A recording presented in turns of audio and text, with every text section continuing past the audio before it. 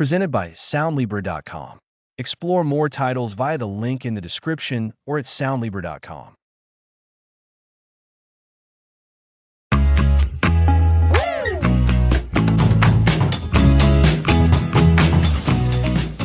Welcome to the Kindness Effect. How small acts of compassion can change everything. We're here to demystify kindness. What does it truly mean, and why does it impact us so much? Just a quick heads up before we jump into the heart of it. While we're discussing mental well-being and emotional health, please remember this isn't medical advice. If you're struggling, it's always best to consult with a professional. That's an important reminder. So, let's start with the core idea, the kindness effect. It's the principle that acts of kindness create a positive chain reaction, spreading outwards and influencing more people. Like a pebble dropped in a pond, the initial splash creates waves that travel far. It's more than just a direct exchange. Precisely. And this isn't just a nice thought. There's science behind it. We'll explore that throughout the series, but today, let's focus on the fundamental nature of kindness. Is it learned or is it innate? That's a great question. Sometimes it feels like a conscious choice, especially during difficult times. But other times, kindness just flows naturally. That natural flow is important. Many believe humans are wired for pro-social behavior, actions that benefit others. Even very young children often react to distress in others, suggesting an innate tendency towards empathy. So it's not just about being polite. It's a deeper inclination to connect and care. Exactly. This inherent tendency is the bedrock of the kindness effect. When we act kindly, we're tapping into something fundamental about our human nature. We're expressing a part of ourselves attuned to the well-being of others. This innate capacity is what allows those ripples to begin. And that inherent capacity is what makes those ripples possible from the start. Absolutely. What counts as kindness? It doesn't need to be grand. Holding a door, offering a sincere compliment, or listening without judgment, these are often the most powerful because they are accessible daily. I saw someone struggling with heavy bags recently. I asked if they needed help. It was small, but the relief on their face was immense. They were so grateful for that simple assistance. And that's the start of your ripple. You showed kindness, they received it with gratitude, and that positive feeling might make them more likely to be kind to someone else later. They might simply feel more optimistic. It's remarkable how interconnected we are. We often feel isolated, but our actions have wider effects. That's a crucial point. The kindness effect highlights our interconnectedness. Practicing kindness impacts individuals and contributes to the collective, subtly shifting the atmosphere to one of greater safety and support. If kindness is inherent, why do we sometimes struggle? Why so much conflict and negativity? That's complex, and we'll touch on it. Factors like stress, fear, and past experiences can obscure our innate kindness. But the potential always remains. The kindness effect is about consciously choosing to access and express that potential. So like a muscle, the more you use it, the stronger it becomes. And when it's not used, it might feel weaker. That's a perfect analogy. Kindness is a practice, a skill to be honed. The more we practice, the more natural it becomes, and the more we experience its benefits for ourselves and others. So, to recap this initial point, kindness is an inherent human capacity, accessible through small actions, and its impact extends far beyond the immediate recipient, creating positive ripples. And this is just the start. We'll explore the science of why this happens, looking at the neuroscience of empathy and altruism. We'll see how kindness shapes us from childhood through adulthood, influencing our relationships and workplaces. We'll investigate the power of spontaneous acts, navigating kindness in the digital age, and its role in social change and activism. We'll also cover active listening, conflict resolution, and the balance of giving and receiving kindness. And crucially, we'll discuss self-compassion, being kind to ourselves first. We'll look at gratitude, resilience, and the future of kindness in building a better world. Our aim is to empower you on your personal kindness journey. By the end of the series, you'll understand the kindness effect deeply and have actionable steps to bring more kindness into your life and the lives of others. Think of this series as a guide to unlocking your inherent kindness and witnessing its transformative power. Every one of us can create positive change, starting with a single kind act. So, what is the kindness effect? It's the fundamental force binding us together, elevating our well being. It's the understanding that compassion is a profound strength, initiating a cascade of positive outcomes. It's recognizing our innate tendency towards connection and care as an engine for a better world. We're excited to explore every angle with you. Kindness is more than politeness. It's an ingrained human trait that creates a ripple effect. It's about recognizing and nurturing this innate capacity. In essence, the kindness effect is the powerful, science-backed phenomenon where kindness generates further kindness, creating a multiplier effect for individuals, communities, and society.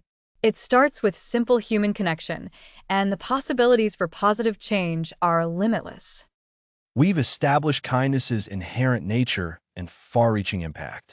We've introduced the core idea that small acts create significant ripples, a foundational understanding for what's to come. As we conclude this introductory episode, remember, your capacity for kindness is a fundamental part of who you are. The world awaits the ripples you can create. Next episode, we'll dive into the fascinating science behind a smile and explore the neuroscience of altruism. Join us then for episode 2 of The Kindness Effect. Next episode, The Science of a Smile, Neuroscience and Altruism.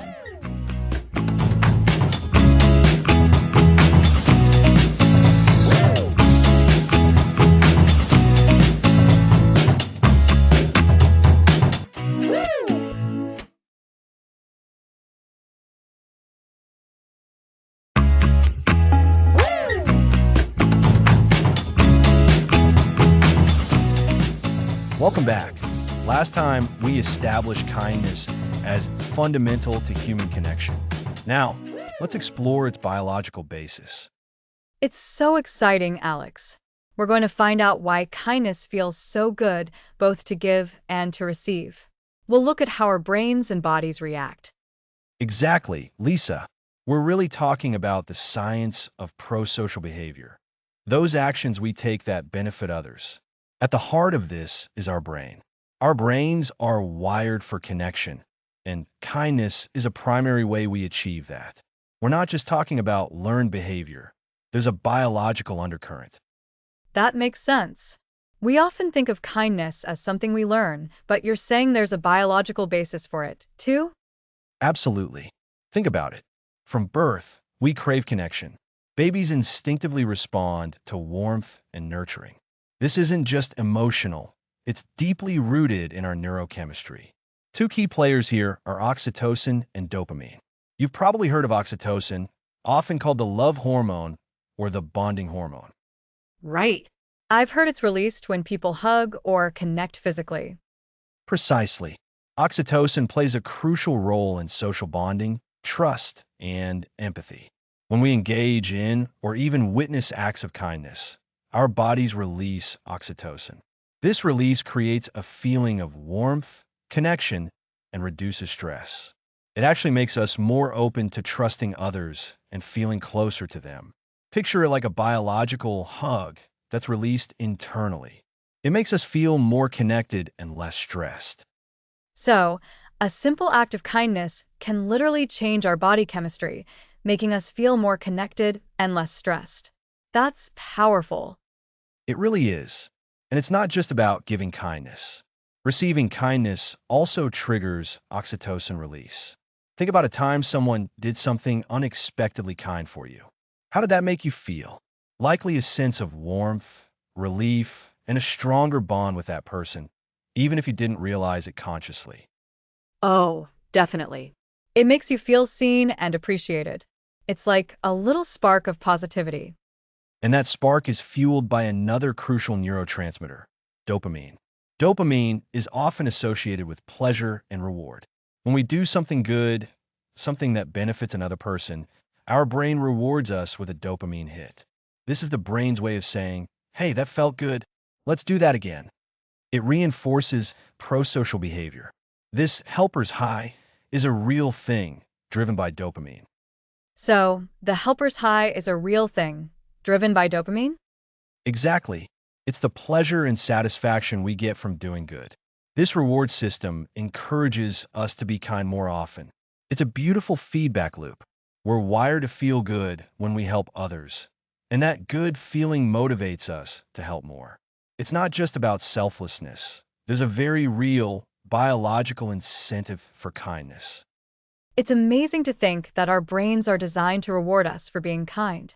It makes altruism feel less like a burden and more like a natural inclination. And it goes even deeper. Kindness and empathy are closely linked, and empathy itself has neurobiological roots. Empathy is the ability to understand and share the feelings of another. When we see someone suffering, certain areas of our brain activate, mirroring the pain signals in the other person's brain.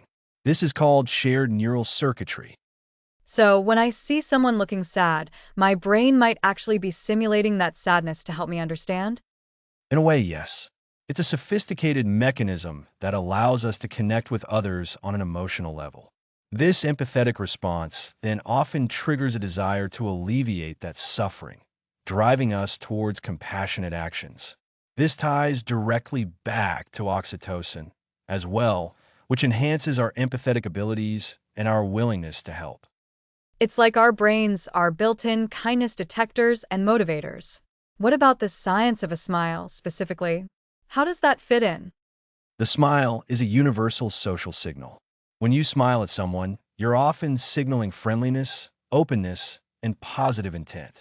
This can trigger a reciprocal smile. And that reciprocal smile, it sends signals back to your brain, activating those reward pathways we talked about. Studies have shown that even a forced smile can trick your brain into feeling happier. A forced smile can make us feel happier? That sounds counterintuitive. It does, doesn't it? But it's a phenomenon known as facial feedback. The physical act of smiling, even if it's not genuine at first, sends signals to your brain that can influence your mood. This is why smiling at strangers, or even just practicing smiling more, can have a subtle but positive impact on your overall well-being. It primes you for more positive interactions. So, if I'm having a rough day, I could literally smile my way to feeling a bit better? It's a tool you can use. It's not a magic cure, but it's a biological nudge in the right direction.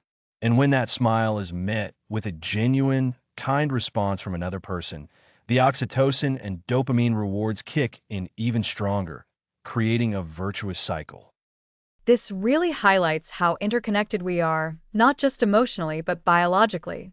Our bodies are responding to kindness in tangible ways. Absolutely. And this understanding has implications for everything from personal relationships to societal well-being. Think about the impact of a kind workplace. When colleagues are supportive and show genuine concern for each other, oxytocin levels are likely higher, fostering trust and collaboration. This reduces workplace stress and increases productivity and job satisfaction. It's a win-win-win. The individual benefits, the team benefits, and the organization benefits.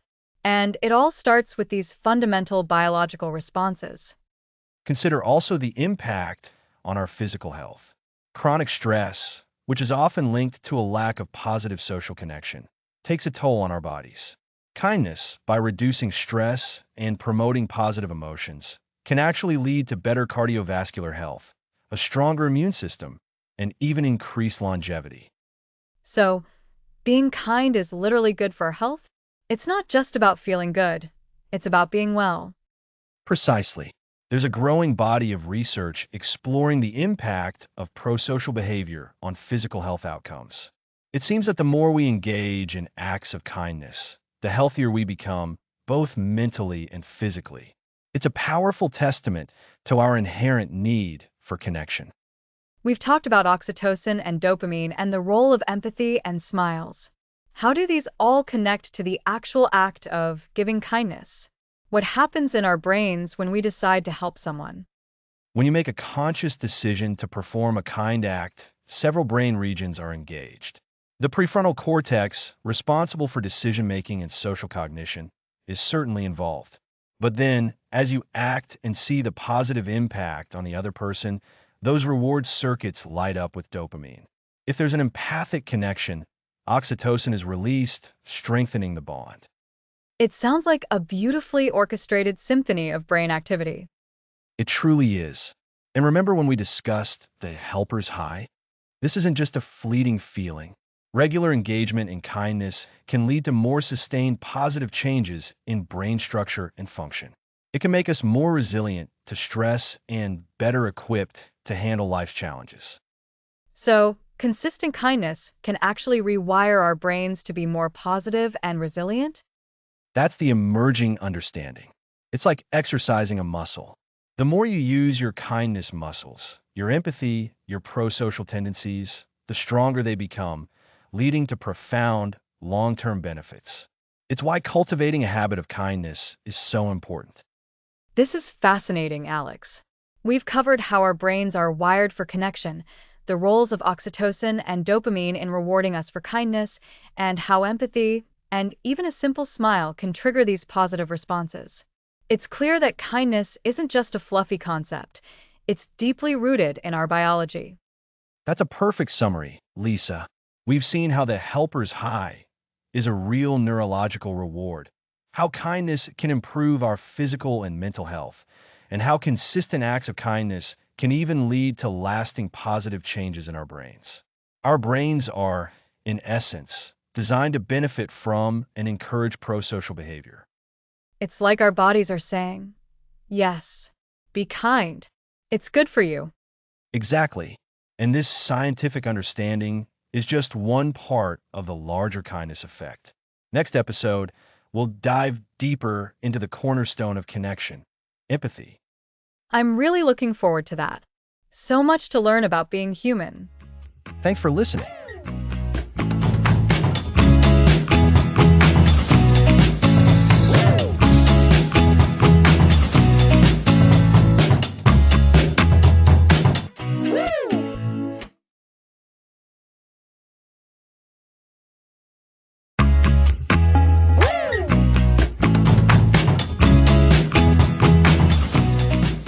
Welcome back.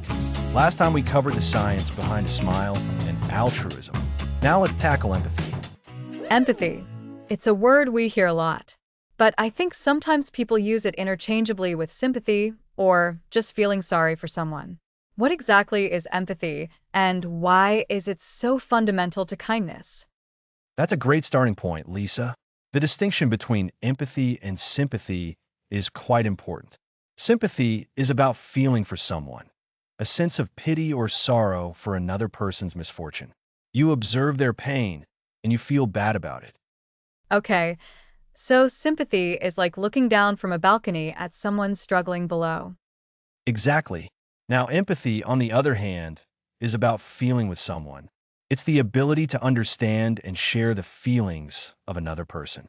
It's like stepping down and standing right there beside them, experiencing a degree of what they're experiencing. So it's about putting yourself in their shoes, not just looking at their shoes from afar. Precisely. This ability to share feelings, to connect on an emotional level, is the bedrock of meaningful kindness. Without empathy, our acts of kindness can feel hollow or even patronizing. Empathy allows us to tailor our actions to what someone truly needs, rather than just what we think they need. And I imagine there are different ways to be empathetic, right? It can't be just one big feeling. You're absolutely right.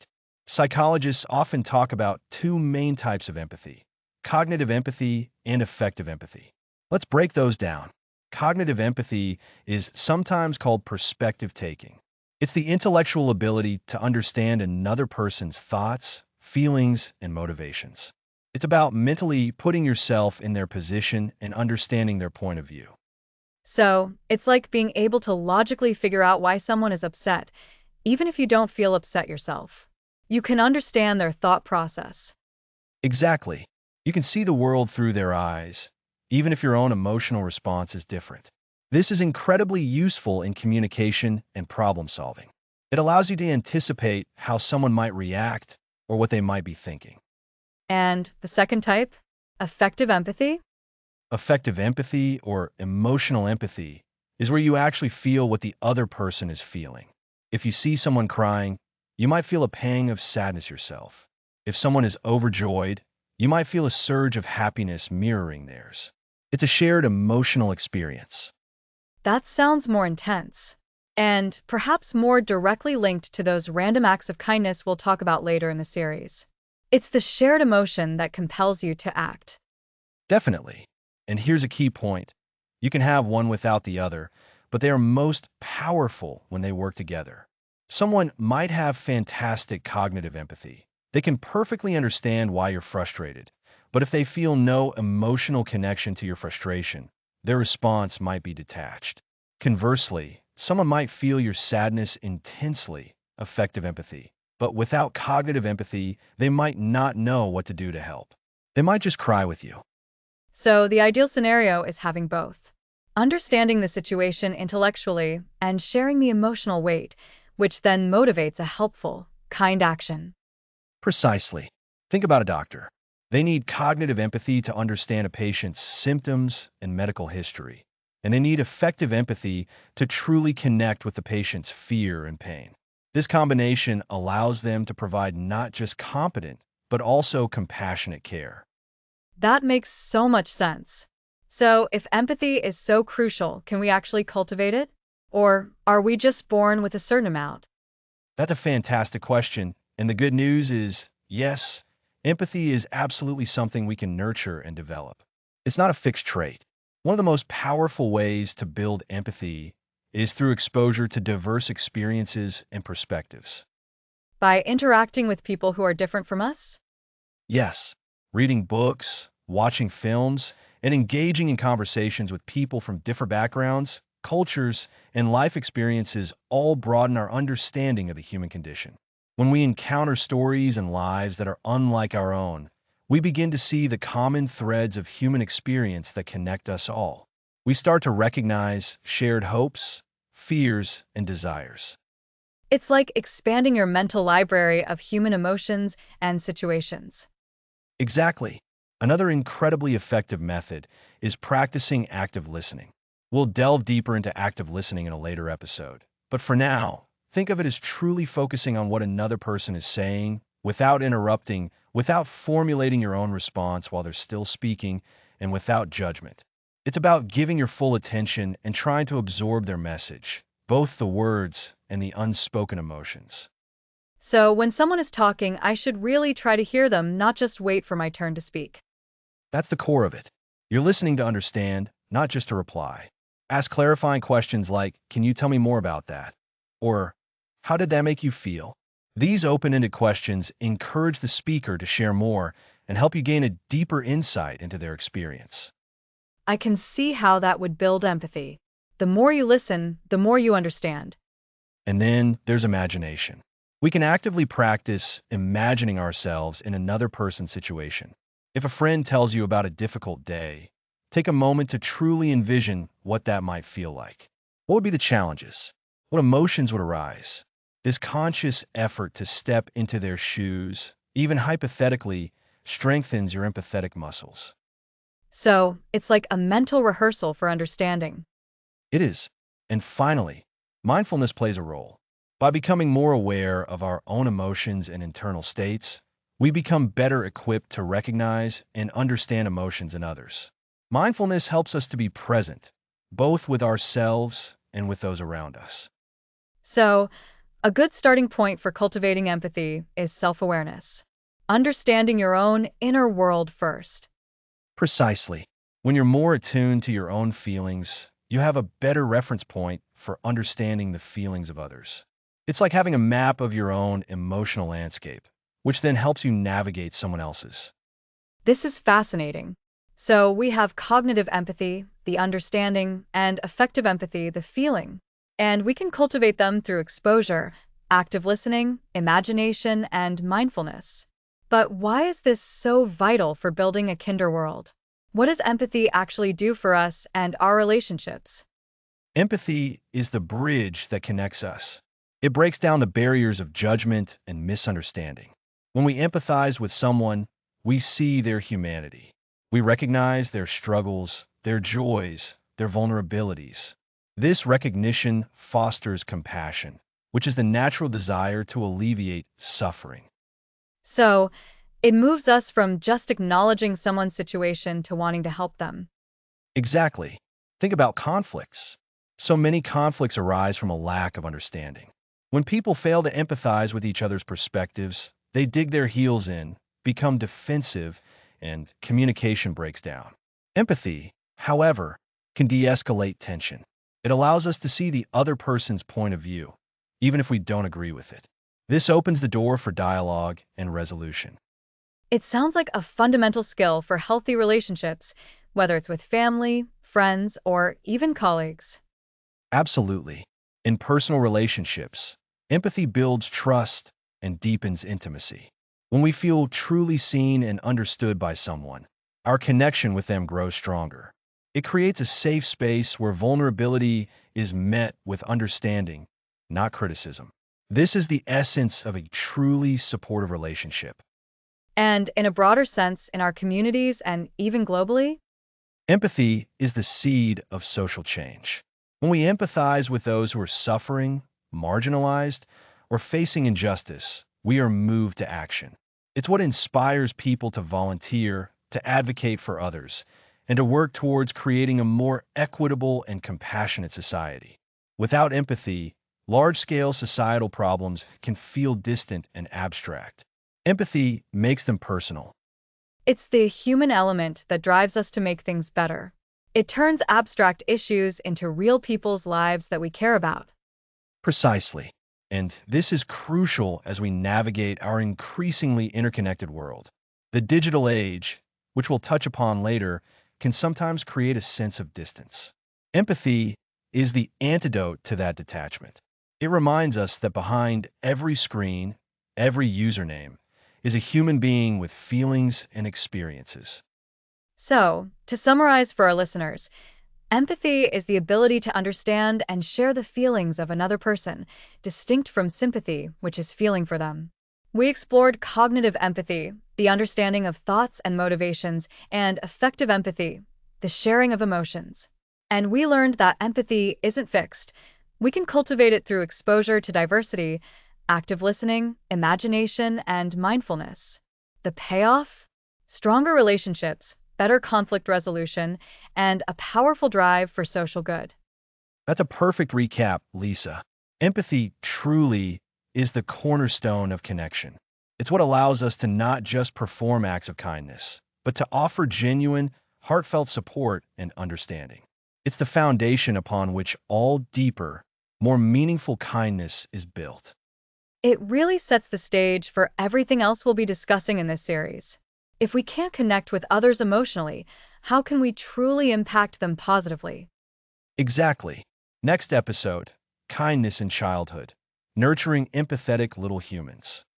That sounds incredibly important. So much potential for shaping future generations.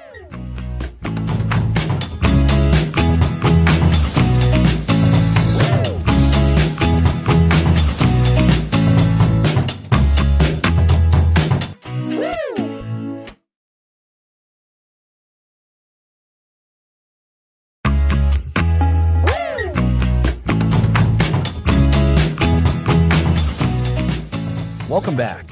Last time we dove deep into empathy. Today we're applying that understanding to our children, nurturing empathetic little humans. Such a vital topic. If we get it right with kids, the world thanks us later. So, building on empathy, how do we cultivate that in children? It boils down to a few core principles. First, children learn by watching. The most powerful tool is our own behavior. We need to be living examples of kindness and empathy. So, if I want my child to be kind, I need to be kind, not just tell them? Exactly. When you show compassion, talk about others' feelings, and act helpfully, your child absorbs it. They see you helping a neighbor, speaking gently, acknowledging sadness. These are lessons, modeling pro-social behavior. It's showing, not just telling. That makes sense. Like learning any skill, watch, practice, get better. What else? Another crucial element is talking about feelings. Children are developing their emotional vocabulary. We need to help them name their emotions and understand others have them too. Instead of stop crying, say, I see you're feeling sad. It's okay to feel sad. And then connect that to others? Precisely. Ask, how do you think your friend felt when you took their toy? Or, your sister looks disappointed. Her face looks sad. What might make her feel that way? This helps them connect actions with emotional outcomes in others. It's a fundamental building block for empathy, teaching them to put themselves in someone else's shoes. So, making feelings visible and understandable for themselves and others, and creating opportunities for them to be kind, to practice. Absolutely. That's where nurturing happens. Simple acts of kindness, sharing a toy, helping a sibling, drawing for a grandparent. When they do something kind, acknowledge and praise it, not with extravagant rewards, but recognition. That was thoughtful to share your snack. I bet that made him feel happy. Why is that specific praise effective? It's not just good job. It explains why it was good and its positive impact. You reinforce the understanding of the kindness and its effect on another person. This strengthens the connection between their action, intention, and the positive outcome. Repetitive positive reinforcement solidifies the behavior and the empathic thought process. So we're rewarding the underlying good intention and the positive social outcome. Exactly. And fostering an environment where kindness is valued. This means correcting unkind behavior with guidance, not shame. If a child pushes another, the response shouldn't just be don't push. It should be pushing hurts others and makes them feel sad or scared. Let's think of a different way to share or get your turn. This teaches alternative behaviors and emphasizes the impact on others' feelings. That's a distinction, guiding them toward better behavior rather than just punishing the undesired one.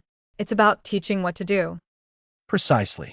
And it's crucial to create a safe space for children to express their emotions, even negative ones. When children hide their sadness, anger, or frustration, they can't fully develop the capacity to understand those emotions in themselves or others. A child who suppresses their own sadness might struggle to recognize or empathize with sadness in a friend. So, a safe emotional environment at home is a prerequisite for developing empathy and kindness. You've hit the nail on the head. Imagine a garden. To grow flowers, you need good soil, sunlight, and water. Kindness and empathy in children are like those flowers. Good soil is a stable, loving home. Sunlight is consistent positive modeling and emotional validation. Water is active teaching and reinforcement of prosocial behaviors. Without these, growth is stunted. That's a lovely analogy. It paints a picture of how interconnected everything is. Does play have a role? Oh, absolutely. Play is incredibly important. Through play, children practice social skills, negotiation, and understanding different perspectives. When children play together, they encounter situations requiring sharing, taking turns, and resolving conflicts. These are perfect opportunities to gently guide them toward kind and empathetic responses, For example, if two children want the same toy, right? You can facilitate a conversation. I see you both want that truck. How can we find a way for both of you to enjoy it? This might lead to taking turns, finding another toy, or creating a game where they can both be involved. These are foundational steps in conflict resolution and collaborative kindness. this is practical. Intervening not to solve the problem for them, but to guide them through solving it kindly. Exactly. And it's also about exposing them to diverse experiences and people. The more children interact with individuals from different backgrounds, abilities, and circumstances, the broader their understanding of the world and its people becomes. This naturally fosters empathy. Visiting different places, reading diverse books, and meeting various people all contribute to a child's developing sense of connection and compassion. So, their environment and broader experiences shape their kindness. They do. And we can use stories and books as powerful tools. Reading stories where characters demonstrate kindness, face challenges with compassion, and learn from mistakes provides excellent discussion points. Pause during a story and ask, why do you think the character did that? Or, how do you think the other character felt? These encourage critical thinking about emotions and motivations. It's like a miniature rehearsal for real-life social situations. Precisely. And it's also about teaching them the value of helping others, even in small ways. This could be as simple as making a card for a sick relative, helping with household chores, or participating in community cleanup days. These experiences, even at a young age, instill a sense of purpose and connection to the wider community. So, we're building a foundation for empathy and kindness by modeling it, talking about feelings, creating safe spaces, encouraging practice through play, broadening their experiences, and using stories. That's quite a comprehensive approach. It truly is a holistic endeavor. We're not just teaching children to be good. We're teaching them to be aware, to be compassionate, and actively care for others and the world around them. This nurturing of empathetic little humans is one of the most rewarding investments we can make. It's a continuous process, isn't it? Not a one-time lesson. Absolutely. It's about consistent reinforcement, patience, and celebrating the small victories. As children grow, they'll encounter more complex social dynamics. Our role is to equip them with the emotional intelligence and the ingrained habit of kindness that will help them navigate those challenges. Remember that understanding empathy from our last episode? That's the engine driving all these actions. When a child truly understands how another feels, their instinct is to act with kindness. So, to recap, Alex. 1. Be the role model * children mirror our actions. 2. Talk about feelings * help them name their own and recognize others. 3. Create a safe space * encourage expression of all emotions. 4. Use play * a natural environment for practicing social skills. 5. Broaden experiences * exposure to diversity fosters understanding. 6. Leverage stories * discuss characters' actions and emotions. 7. Encourage helping * instill a sense of purpose through acts of service. 8. Reinforce and guide * praise kindness and gently correct unkindness. That's a perfect summary, Lisa. These are all actionable steps that parents, caregivers, and educators can integrate into daily life. When we focus on nurturing kindness in children, we're not just shaping individuals. We're sowing the seeds for a kinder future for everyone. It's a powerful message. Teaching kindness to children is an investment in a better world. It truly is. And it starts with the simple, consistent efforts we make every day. Thanks for listening.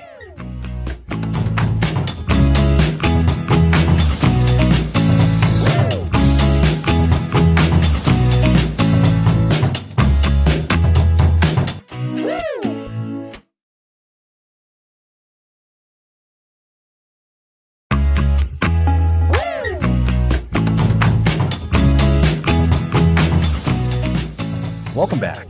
Last time, we explored kindness in childhood development. Now, let's tackle kindness in parenting and family dynamics. That's so important, Alex. We've talked about how children learn by observing, and their first and primary observers are their parents. So, how do we intentionally cultivate kindness within our homes? It starts with the foundation we discussed, empathy. For parents, this means truly trying to understand your child's perspective, even when their actions are challenging.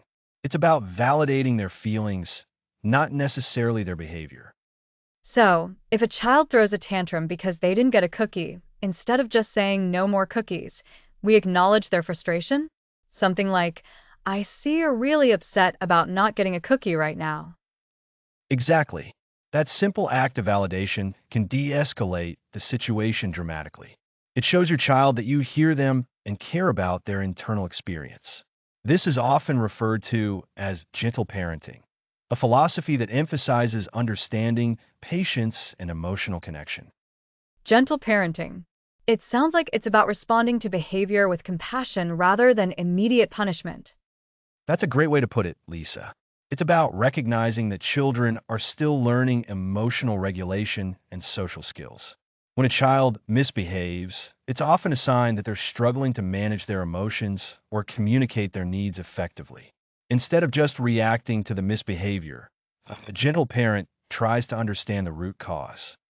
So, instead of shouting, a parent might get down to their child's level and say, "It looks like you're feeling angry because your toy broke. That's frustrating, isn't it? Let's see if we can fix it together." That approach builds a bridge, not a wall. Precisely. And this approach fosters a sense of safety and trust within the family. When children feel safe and understood, they're more likely to be open and honest with their parents. This creates a powerful bond, a secure attachment. This secure attachment is like a strong anchor for a child, providing them with the confidence to explore the world and navigate challenges. I can see how that would play out in daily life. From the toddler years where tantrums are common, all the way up to teenagers facing peer pressure or academic stress. Absolutely. And it's not just about the child, it's about the entire family dynamic. When parents model kindness and empathy, children internalize these values and are more likely to extend them to their siblings and other family members. Think of it as a kindness ecosystem within the home. When the parents nurture kindness, it naturally spreads. You mentioned conflict resolution earlier. That's often where kindness gets tested the most in families, isn't it? Siblings arguing, parents disagreeing, misunderstandings escalating. It can be, but the principles of kindness make a huge difference. Instead of resorting to blame or harsh words during conflicts, families can learn to approach disagreements with a focus on understanding and finding solutions.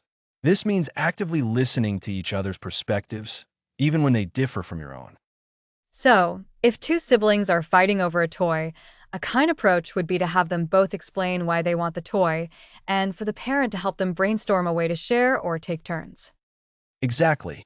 It's about teaching them that conflict doesn't have to be destructive. It can be an opportunity for learning and growth. This involves active listening, as we'll discuss more in a later episode, and also expressing one's own needs and feelings respectfully. For example, instead of saying, "You always hog the TV," a kinder way is to say, "I'd really like a turn to watch my show now." That's a fantastic example of framing. It focuses on the speaker's needs without attacking the other person. And it models for children how to express themselves assertively, not aggressively. Another crucial element is creating an environment where kindness is the norm, not the exception. This involves celebrating acts of kindness, big or small, and consistently reinforcing these behaviors. How can parents actively reinforce kindness? It can be as simple as acknowledging when a child shares willingly, helps a sibling without being asked, or expresses gratitude. A verbal, "Thank you for helping me with the dishes. That was very kind of you," goes a long way.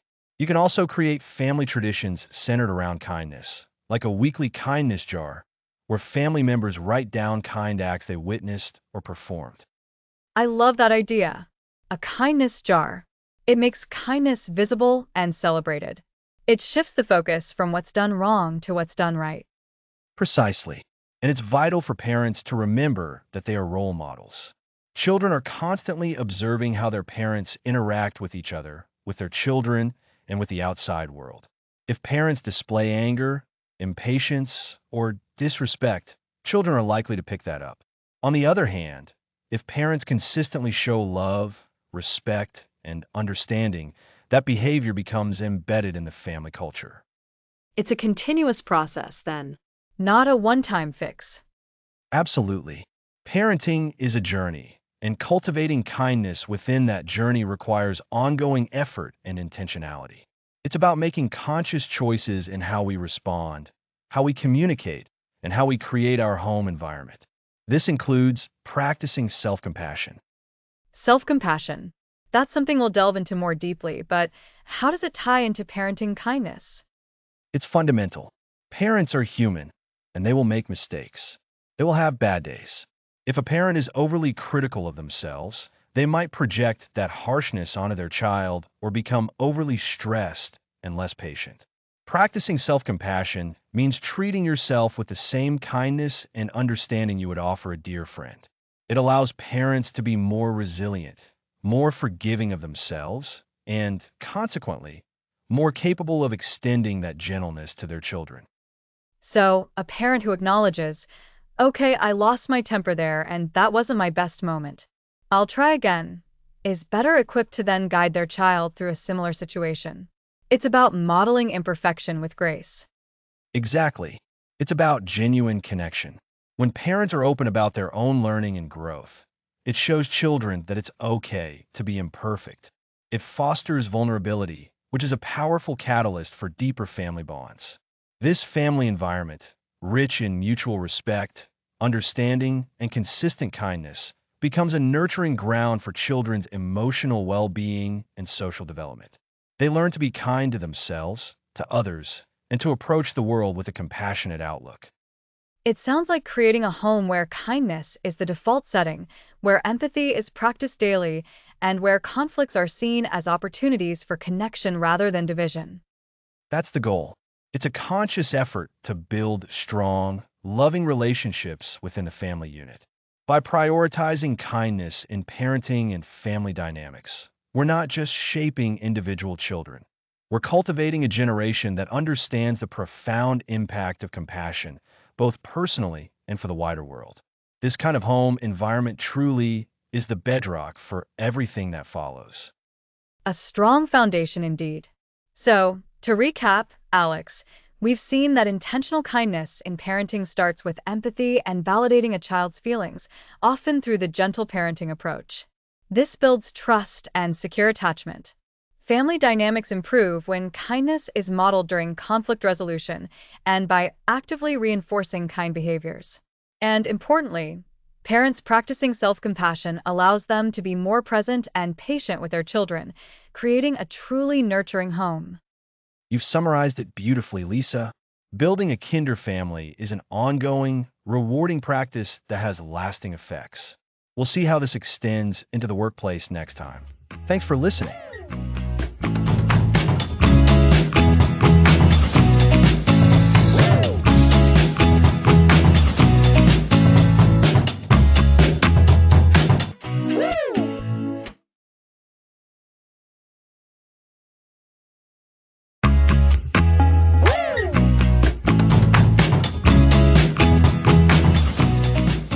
Welcome back. Last time, we explored kindness in parenting and family dynamics. Now, let's talk about the workplace revolution. That's right, Alex. Many of us spend the majority of our waking hours at work. So, how can kindness transform this crucial part of our lives? Absolutely. For too long, we've seen workplaces operate on a model that prioritizes competition and individual achievement above all else. But what if kindness isn't just a nice to have, but a strategic imperative for success? I love that framing. It moves kindness from being a soft skill to a hard business advantage. So, what are the tangible benefits of a kinder work environment? The benefits are profound. Firstly, it dramatically boosts employee morale and job satisfaction. When people feel valued, respected, and supported, they're naturally happier and more engaged. This directly combats burnout, which is a huge issue in many industries today. And I imagine that translates into better productivity. If you're not stressed or bogged down by office politics, you can focus on the task at hand. Exactly. A kind workplace fosters collaboration. People are more willing to share ideas, help colleagues, and work together towards common goals. Think about the opposite, a cutthroat environment where people hoard information or undermine each other. That's incredibly inefficient. A culture of kindness breaks down those silos. It also sounds like it would significantly impact retention.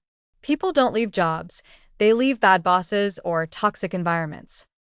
Precisely. High employee turnover is incredibly costly for businesses, not just in terms of recruitment and training, but in lost productivity and institutional knowledge. Investing in kindness is an investment in keeping your best talent. Beyond that, it makes genuine innovation possible. When people feel safe to take risks and share unconventional ideas without fear of ridicule, creativity flourishes. It paints a very compelling picture. But how do we actually cultivate this culture? It's one thing to say it, another to implement it. That's the million-dollar question, and it requires a multi-pronged approach, starting from the top. Leadership has to embody kindness. This means not just talking about it, but actively demonstrating it in their decisions, their interactions, and how they handle mistakes, both their own and their teams. So, if a leader makes a mistake, instead of blaming an employee, they own it and learn from it publicly? That's a powerful example. It creates psychological safety. Leaders demonstrating empathy, especially. Remember we talked about empathy in episode 3? It's the cornerstone, isn't it? Leaders need to genuinely try to understand their employees' perspectives, challenges, and needs. This isn't about being a pushover. It's about informed leadership. I recall that. Empathy allows us to connect with others on a deeper level, understanding their motivations and feelings. How does that play out practically in leadership? It means being present when you talk to your team. It means offering support when someone is struggling, whether it's with a personal issue or a work challenge. It means giving constructive feedback kindly, focusing on behavior and improvement rather than personal attack. It also means celebrating successes, both big and small, and acknowledging individual and team contributions. And what about for employees who aren't in leadership roles? How can they contribute to a kinder workplace? Everyone has a role to play. It starts with simple, everyday interactions. Practicing active listening, for instance, is a huge part. When a colleague is speaking, truly listen to understand, not just to respond. This was a topic we'll touch on later, but it's fundamental. So, putting down your phone, making eye contact, and really absorbing what they're saying. Exactly. It's about offering help before it's asked. If you see a colleague overwhelmed, as simple "is there anything I can do to help?" can make a world of difference. It's about refraining from gossip and negativity. Instead of participating in office chatter that tears people down, disengage or steer the conversation positively. That takes a lot of personal discipline, especially when complaining can feel like a bonding activity in some environments. It does, but the impact is significant. Choosing kindness, even when it's difficult, sets a tone. Another key element is acknowledging and appreciating colleagues. A simple thank you for help received or acknowledging someone's hard work can go a long way. It's about creating a feedback loop of positivity. So we have leadership setting the tone, demonstrating empathy, and employees practicing active listening and appreciation. Are there any specific strategies or programs that companies can implement to foster kindness? Absolutely. Many companies are implementing kindness initiatives. This can range from establishing clear values that explicitly include kindness and respect to training programs on communication, emotional intelligence, and conflict resolution. Some organizations even have values champions who embody and promote these principles. I've also seen companies that encourage mentorship programs. Is that a form of kindness in the workplace? Definitely. Mentorship is a fantastic way to share knowledge, support career development, and build stronger interpersonal relationships. It's a tangible act of investing in another person's growth. Another strategy is fostering a culture of psychological safety, as we mentioned. This means creating an environment where employees feel safe to speak up, admit mistakes, and propose new ideas without fear of retribution. That seems to be the bedrock. If I'm afraid of being punished for admitting I don't understand something, I'm not going to ask, and I'm more likely to make bigger mistakes later. Precisely. And this ties directly into performance reviews and feedback. Instead of purely focusing on quantitative metrics, incorporating qualitative feedback on collaboration, teamwork, and supportive behavior can encourage these values. Companies can also encourage moments of spontaneous connection. This could be as simple as a shared coffee break or a team lunch, where the focus is on personal connection rather than work tasks. It's interesting how much these simple acts can counteract the impersonality that technology can sometimes introduce into our work lives. You've hit on a critical point. In the digital age, it's even more important to be intentional about fostering human connection. This means being mindful of email tone, using video calls to see faces, and even encouraging brief personal check-ins at the start of virtual meetings. It's about remembering that behind every screen is a person. And when we think about conflict, which is inevitable in any human interaction, how does kindness play a role in resolving it constructively? Great question, and it leads into a future topic. But briefly, kindness in conflict means approaching the situation with a desire to understand the other person's perspective, rather than just to win the argument. It involves clear, respectful communication, focusing on finding mutually agreeable solutions, and being willing to compromise. It's about preserving the relationship while addressing the issue. So, it's not about avoiding conflict, but about navigating it with grace and respect. It sounds like a kinder workplace is also a more resilient one. Absolutely. When teams are built on trust and mutual respect, they can weather storms much better. During challenging times, employees are more likely to support each other, share the load, and find creative solutions. Kindness builds that resilience. It's like building strong connective tissue within the organization, making it more robust. This is so encouraging, Alex. It feels like we're moving away from this archaic idea of work being solely about output and profit, and towards a more holistic, human-centered approach. That's the goal. It's about recognizing that the well-being of employees directly impacts the success of the organization. A culture of kindness isn't just a perk. It's a foundational element for a thriving, innovative, and sustainable business. It creates an environment where people don't just show up to work, they thrive at work. So, to summarize, we've learned that a kinder workplace leads to higher morale, increased productivity, better retention, and enhanced innovation. And this isn't just a feel-good endeavor, it's a strategic advantage. Exactly. And it's a collective effort. Leaders must embody kindness and empathy, while employees must practice active listening, offer support, and communicate with respect. Implementing specific initiatives like mentorship programs, fostering psychological safety, and being mindful of digital interactions all contribute. It's about creating an environment where people feel safe, valued, and connected, allowing them to bring their best selves to work. Precisely. It's a revolution, but one built not on aggression, but on connection and care. It's about recognizing that individual well-being is inextricably linked to organizational success. When we are kind to each other at work, everyone wins. That's a powerful takeaway. It makes me want to go back to my own workplace and think about how I can contribute to this kind of culture.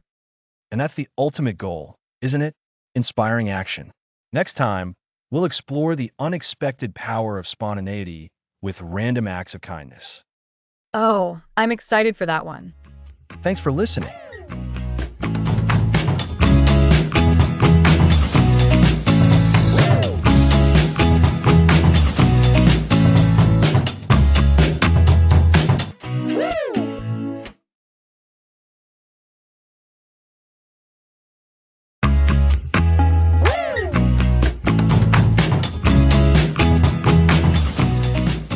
Welcome back to the Kindness Effect. Last time, we delved into the neuroscience of altruism.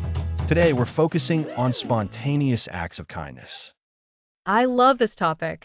We've discussed planned kindness, but there's a special magic in kindness that just happens out of the blue. It's a spark of joy when you least expect it. Exactly, Lisa.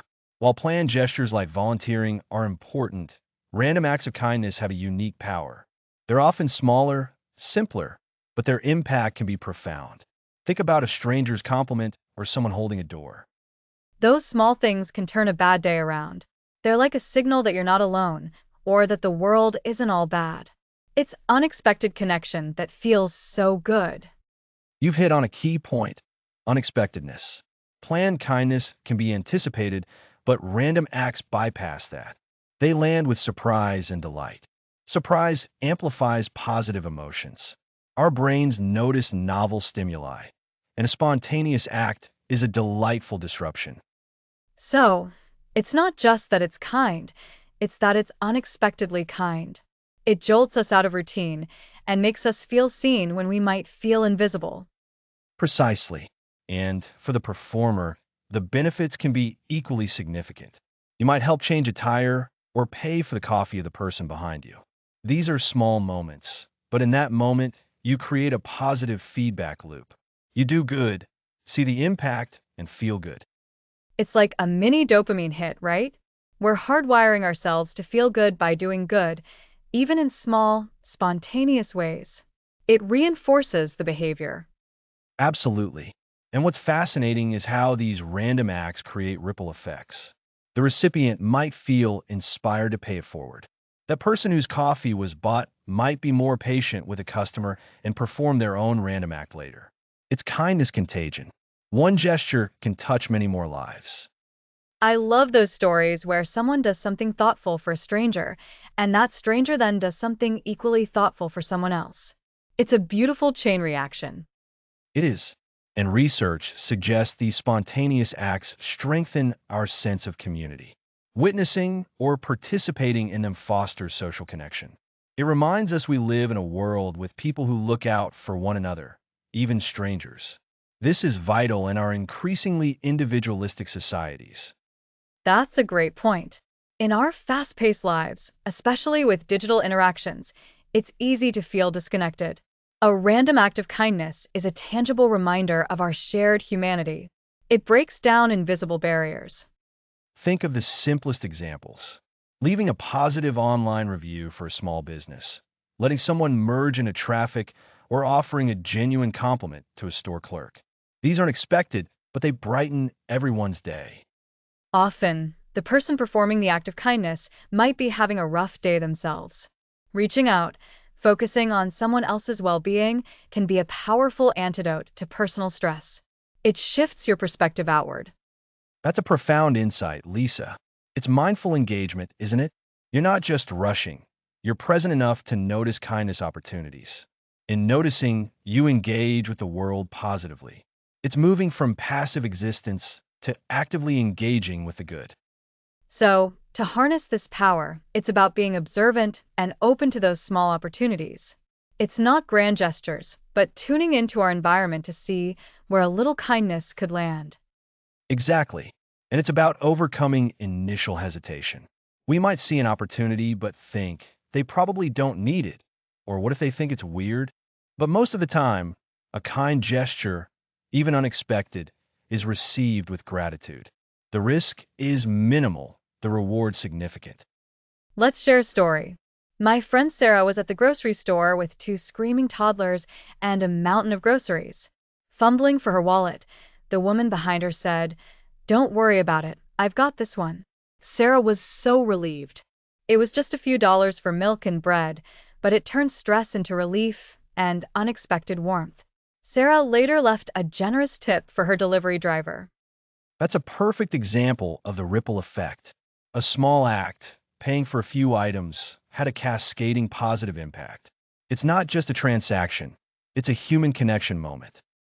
And it makes me think about the digital world. While we discuss online challenges, there are many opportunities for random kindness there too. Leaving encouraging comments, sending a nice message, or contributing to a crowdfunding campaign. That's crucial. The principles are the same. Spontaneity, brightening someone's day, and a positive ripple.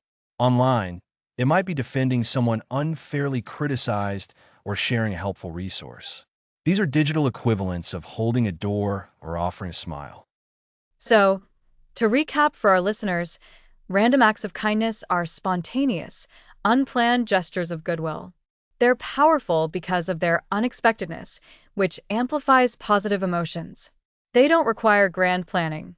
They stem from small, in-the-moment decisions. And they create a positive feedback loop for the giver, boost our sense of community, and can act as an antidote to personal stress. The ripple effect is real. One random act can inspire many others, online and off. The key is to be observant, overcome hesitation, and embrace the opportunity to connect through heartfelt generosity. It's about recognizing that even the smallest gesture can have a significant impact. It doesn't have to be a big production. It's the thought, intention, and spontaneous act itself that creates the magic. And as we continue our journey through the kindness effect, Remember that cultivating kindness isn't always about grand plans. Sometimes it's about being present, open, and willing to offer unexpected sunshine. So, let's all look for those opportunities today. A spontaneous smile, a word of encouragement, a small helpful gesture.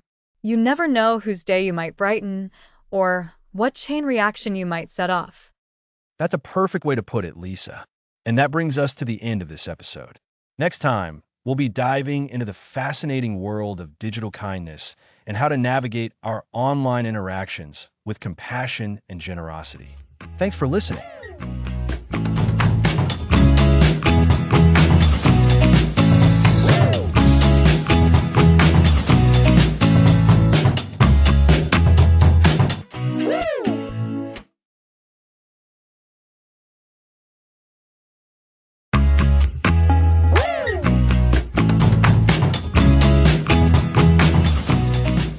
Welcome back to the Kindness Effect.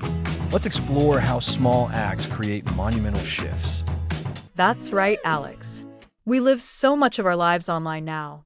And just like in our face-to-face interactions, there's a huge opportunity and a real need to practice kindness in the digital space. But it comes with its own set of unique challenges. Absolutely. In our previous episodes, we've talked about the science of empathy, nurturing kindness in children, and fostering it in the workplace. Now, we're bringing those core principles to the online world. It's about navigating those digital interactions with the same care and consideration we strive for offline.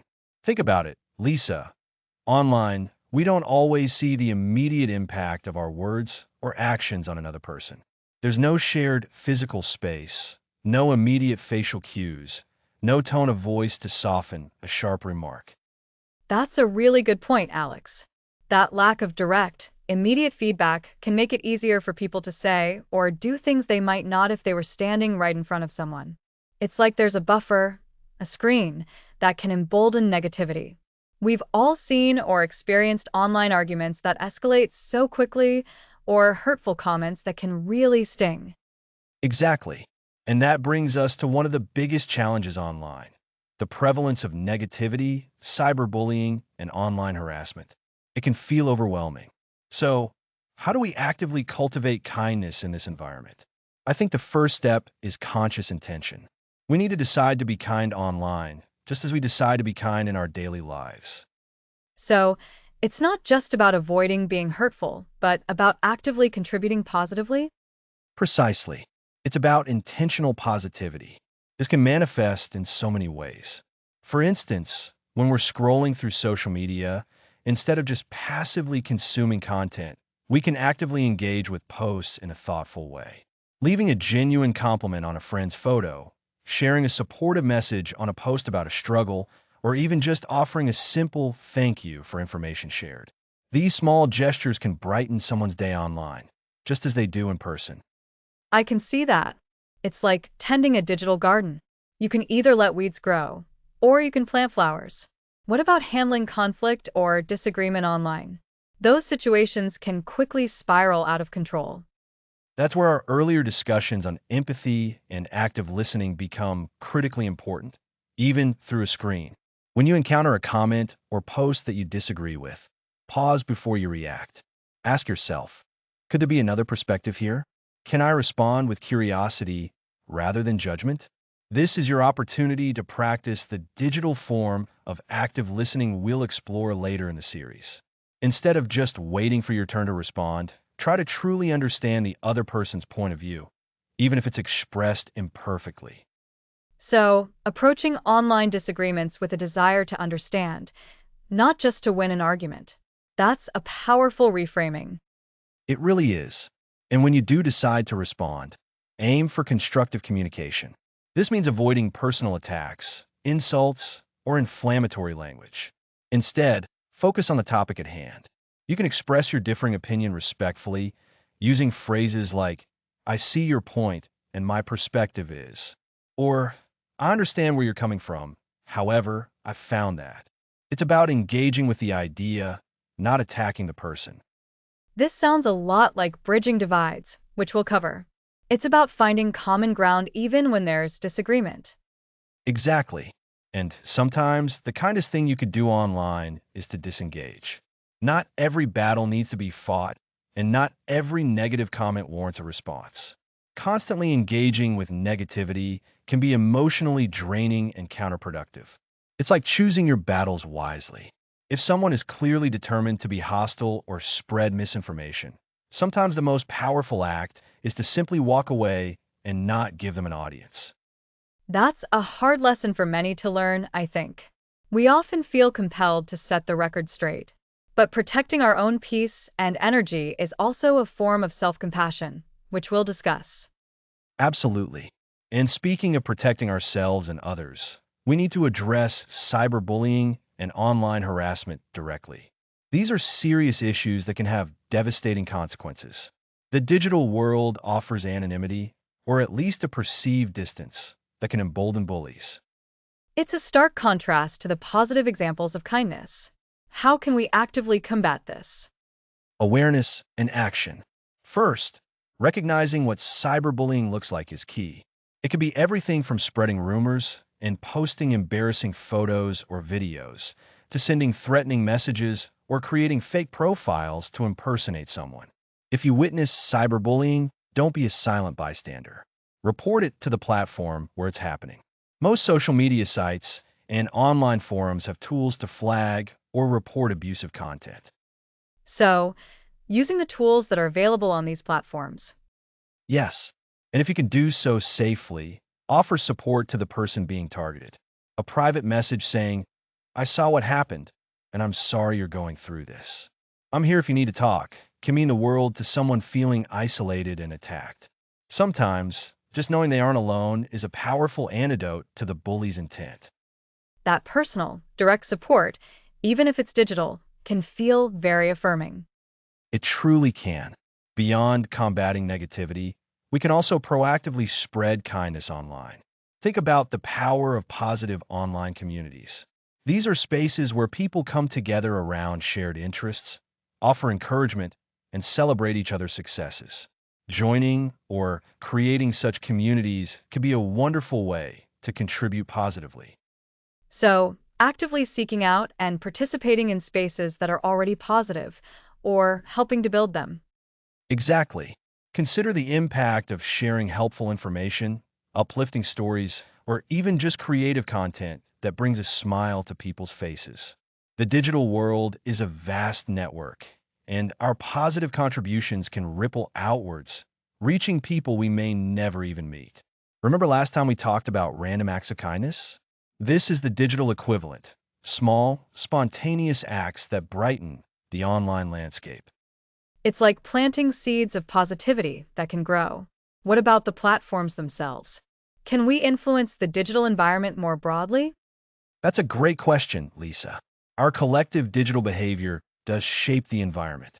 When we consistently choose to engage constructively, report abusive behavior, and amplify positive voices, we contribute to a culture of greater kindness.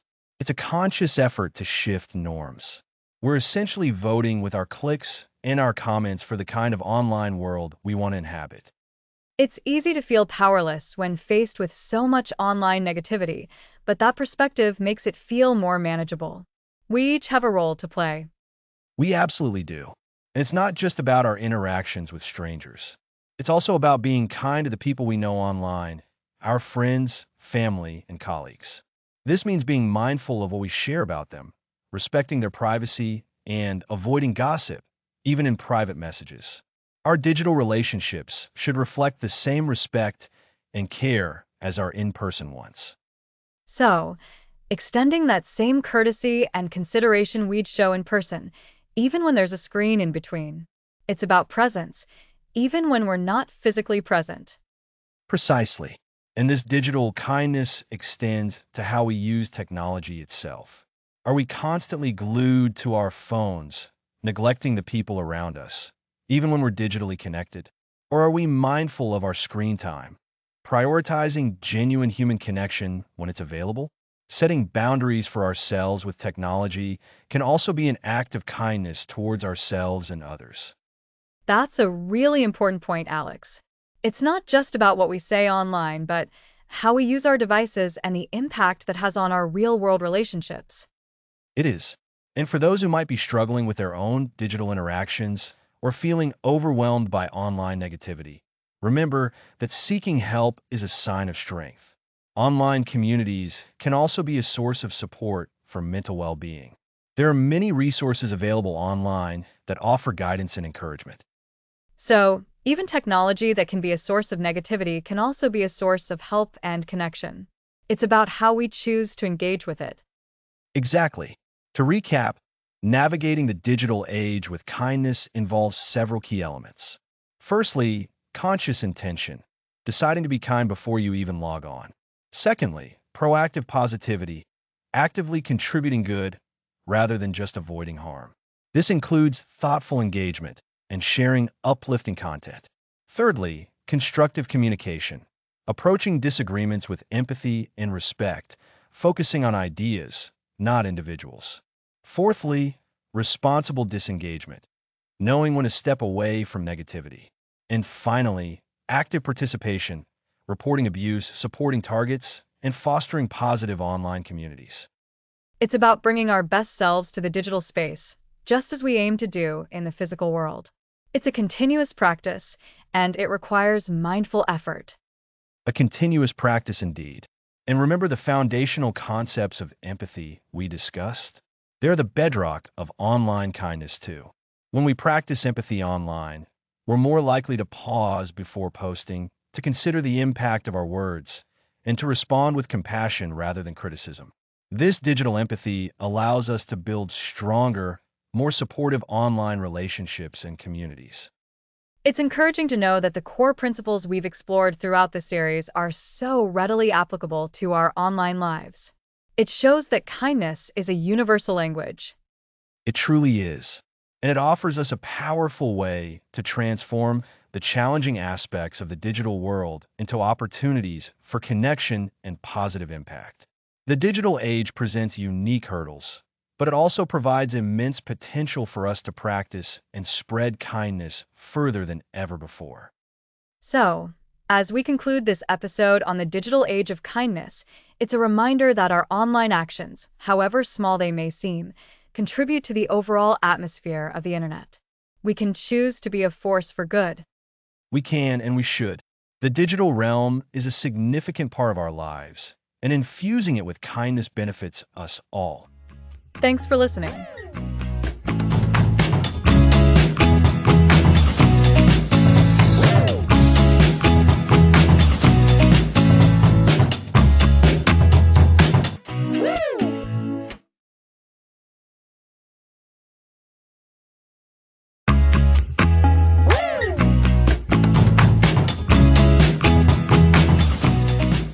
Welcome back to the Kindness Effect. Today, we explore kindness as a force for social change. That's right, Alex. We've discussed individual acts, but today we're scaling up to how kindness can shift the world. Exactly. Kindness provides the foundation for making a difference in your neighborhood, your city, or even larger. It's about recognizing shared humanity and acting upon that to improve collective well-being.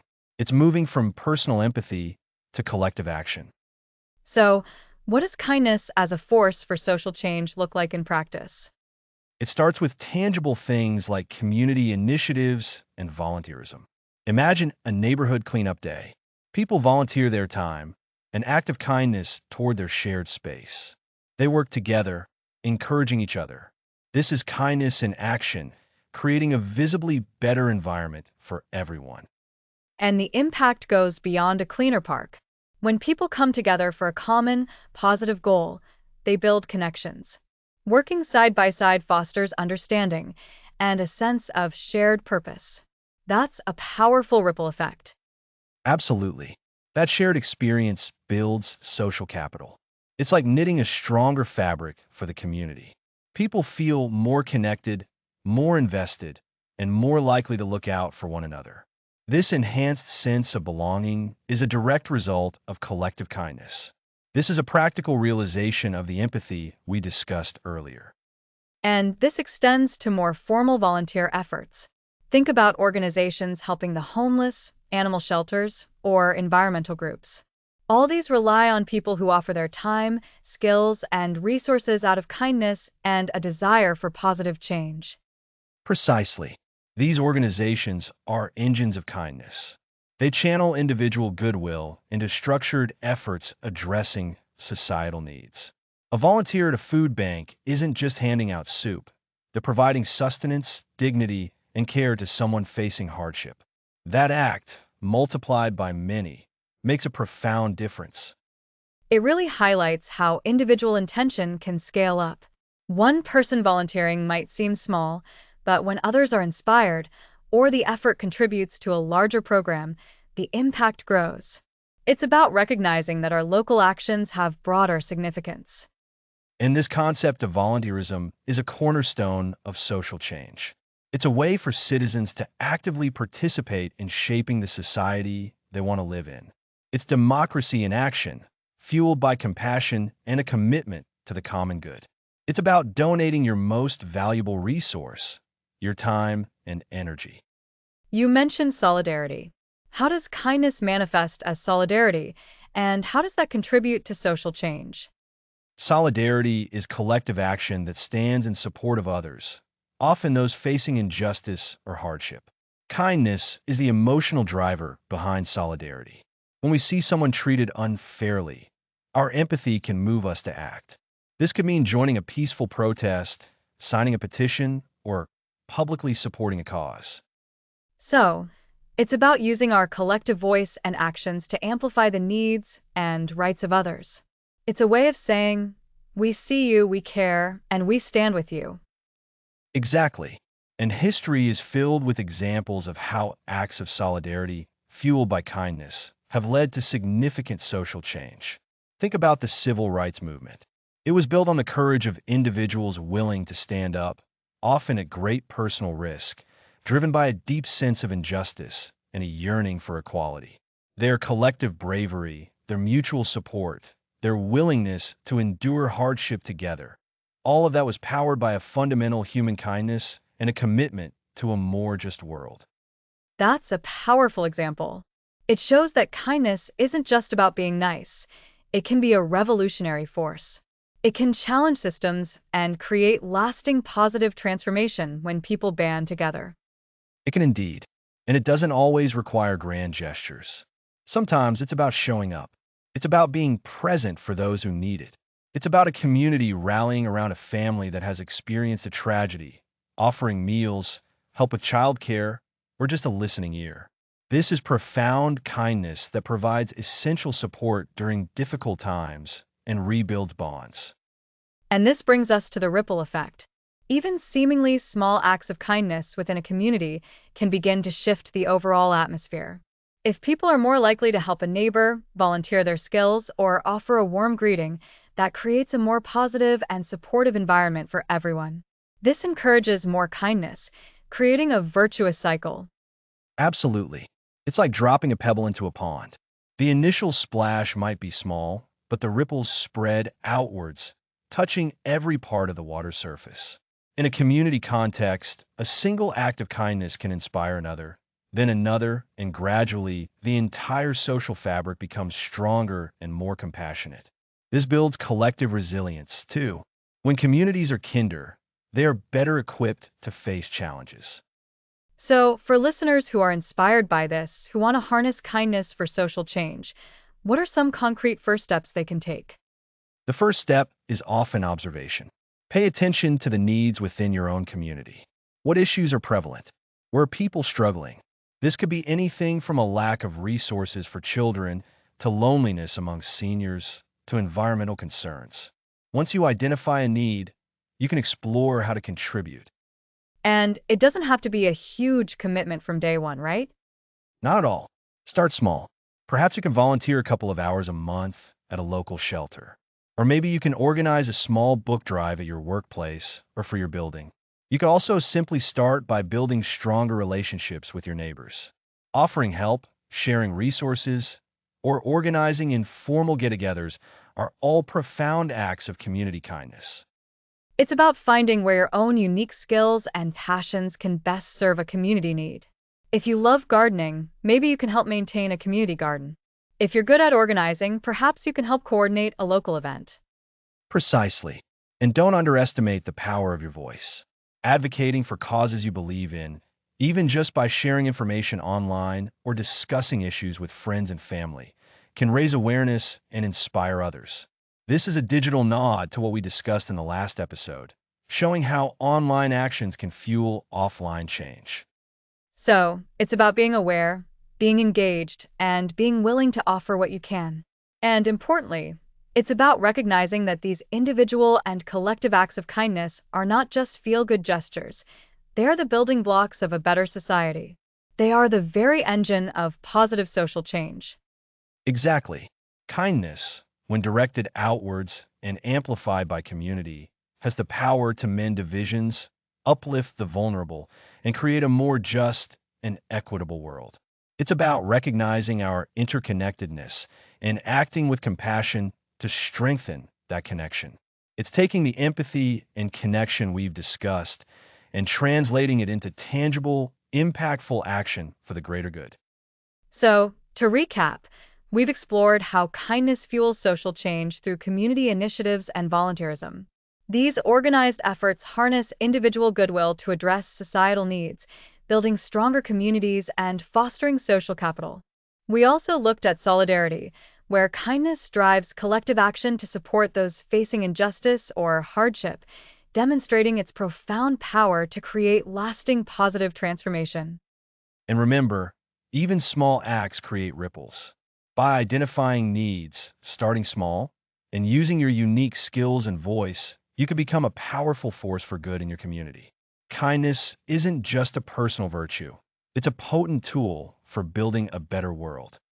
Next episode, we'll delve into the art of active listening, exploring how truly hearing others with kindness can bridge divides and foster understanding.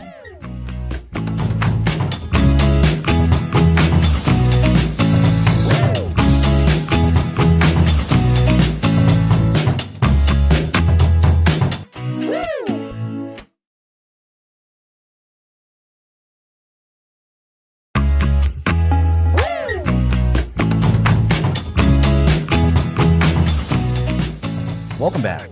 Last time we explored kindness as a force for social change. Now, let's tackle the art of active listening. And what a crucial skill that is, Alex. We've talked about empathy, understanding others, and building connections. But how can we truly connect if we aren't truly hearing what someone is saying? Exactly, Lisa. Active listening isn't just about waiting for your turn to speak. It's a deliberate, conscious effort to hear and understand the complete message being communicated. It's a foundational act of kindness because it communicates respect, validation, and genuine interest in the other person. So, it's more than just nodding along? What does it really involve? It involves several key components. First, paying full attention. This means shutting out distractions, both external and internal. Put away your phone, turn off that nagging thought about what you need to do later, and focus entirely on the speaker. Imagine you're tuning into a radio station. You want to catch every single word, every nuance. That internal distraction is a tough one. Our minds wander so easily. It is. The second component is showing that you are listening. This is often done through nonverbal cues. Maintaining eye contact, nodding your head, and having an open, relaxed posture can signal that you are engaged. These signals tell the speaker, I'm here and I'm with you. So, it's the body language that says, I'm all ears. Precisely. The third and often most challenging component is providing feedback. This doesn't mean interrupting or jumping in with your own opinions. It means demonstrating understanding. This can be done by paraphrasing what you heard, saying something like, so, if I understand correctly, you're feeling frustrated because... So you're reflecting back what you've understood to confirm you're on the same page. That makes so much sense. It prevents misunderstandings before they even start. Absolutely. Another part of providing feedback is deferring judgment. This is vital for truly understanding someone's perspective. We all have our own biases and beliefs, But during active listening, the goal is to suspend judgment, at least initially, and just absorb the information. You're not there to evaluate or critique. You're there to comprehend. That feels like a very vulnerable position to be in, to just absorb without immediately forming an opinion or defense. It can be, but it's incredibly powerful. It allows the speaker to feel safe to express themselves fully. This leads to the fourth component, responding appropriately. Once you've fully understood, you can then offer your thoughts, advice, or empathy in a way that truly addresses what was shared. It's about making sure your response is relevant and helpful. So, to recap the components, paying full attention, showing you're listening, providing feedback through paraphrasing and deferring judgment, and then responding appropriately. That gives us a great framework. It does. Now let's consider why this is such a profound act of kindness. When you truly listen to someone, you're giving them your most valuable resources, your time and your attention. In a world that's often loud and hurried, this undivided attention is a rare and precious gift. It really is. Think about a time when you felt truly heard. How did that make you feel? I bet it made you feel valued and respected. Exactly. It validates their experience and their feelings. It tells them, your thoughts and feelings matter to me. This can mend rifts, build trust, and deepen relationships in ways that few other actions can. Remember how we talked about empathy in episode 3? Active listening is the practical application of empathy. That's a fantastic connection, Alex. Empathy is the willingness to understand, and active listening is the how. It's how we bridge the gap between our own experiences and someone else's. And it's incredibly effective in conflict resolution, which we'll touch upon more in episode 11. If two people involved in a disagreement truly listen to each other's concerns without interrupting or formulating rebuttals, they're far more likely to find common ground and a peaceful solution. It disarms defensiveness and fosters a collaborative spirit. It's like it takes the us versus them out of the situation and replaces it with us working together. Precisely. So, let's break down some practical tips for becoming a better active listener. The first is to eliminate distractions. I can't stress this enough. If you're in a meeting, turn off notifications. If you're speaking with a friend, step away from the TV. Create an environment where focus is possible. And if the distraction is internal, like that wandering mind we talked about, A good technique is to have a small notebook handy. When an unrelated thought pops into your head, quickly jot it down, a reminder to yourself to address it later. This acknowledges the thought without letting it derail the conversation. Then, gently bring your focus back to the speaker. that's a clever way to manage those internal diversions. Next, practice empathy. Try to put yourself in the speaker's shoes. What might they be feeling?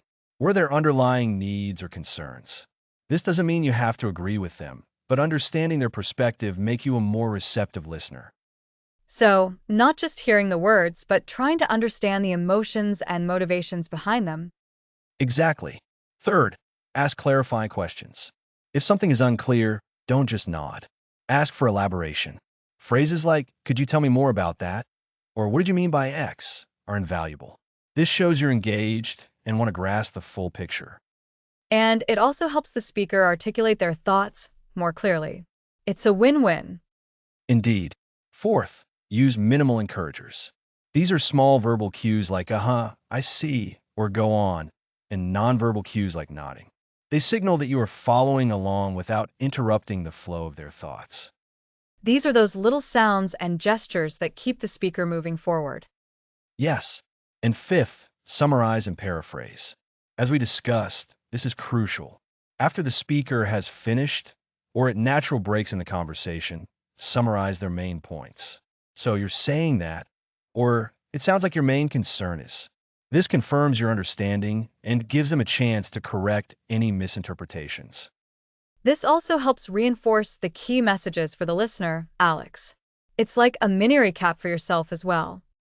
Brilliant point, Lisa. And finally, avoid interrupting. This is perhaps the hardest one for many people. We have an urge to jump in, to share our own story, or to offer advice immediately. but resist that urge. Let the speaker finish their thoughts.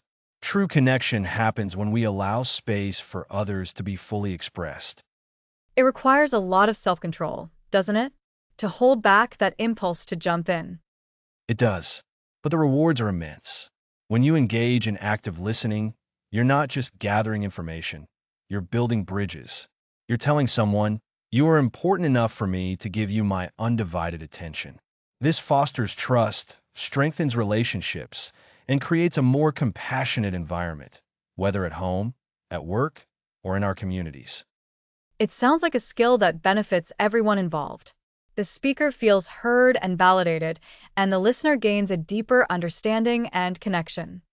Absolutely. Think about how often we navigate misunderstandings because we weren't truly listening. We assume, we react, we defend. Active listening bypasses all of that. It's a direct path to genuine comprehension and connection. It's not just about politeness. It's about profound respect. And it ties back to so many of the themes we've explored: empathy, building trust, fostering positive relationships, even social change. If we could all just listen a little better to each other, imagine the world we'd create.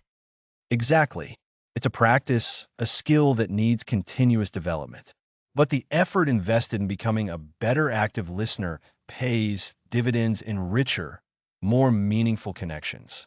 It's a cornerstone of kindness, showing someone that you value them enough to truly hear them.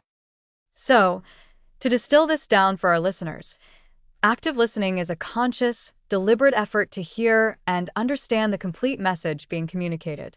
It involves paying full attention, showing engagement through nonverbal cues, providing feedback by paraphrasing and deferring judgment, and responding appropriately.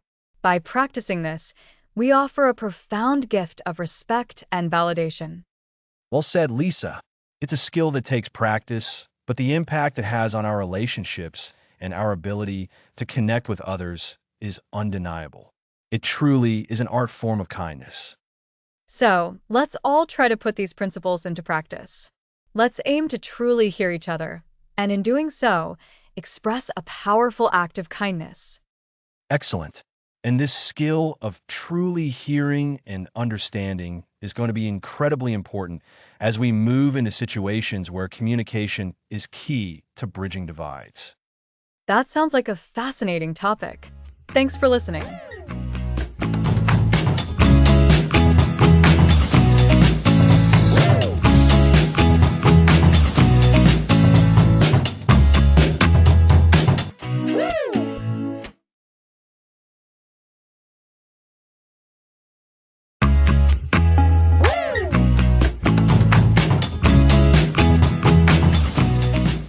Welcome back. Last time we covered active listening. Now let's tackle kindness in conflict resolution. That's right, Alex. Our last conversation about truly hearing others is the perfect foundation for today's discussion. Because when disagreements pop up, feeling unheard is often at the core of the issue. Exactly, Lisa. Conflict is a natural part of human interaction. Throughout this series, we've talked about empathy, understanding perspectives, and the ripple effect of positive actions. Now, we're applying those principles directly to situations where people clash, where there are opposing views and sometimes strong emotions. The goal here isn't necessarily to win an argument, but to find a path forward to resolve the disagreement in a way that preserves relationships and fosters understanding. So, instead of seeing conflict as a battle to be won, we're reframing it as an opportunity for connection and growth, which really highlights the kindness in conflict resolution.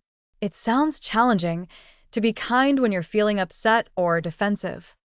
It absolutely can be, but that's precisely where the power of intentional kindness comes in.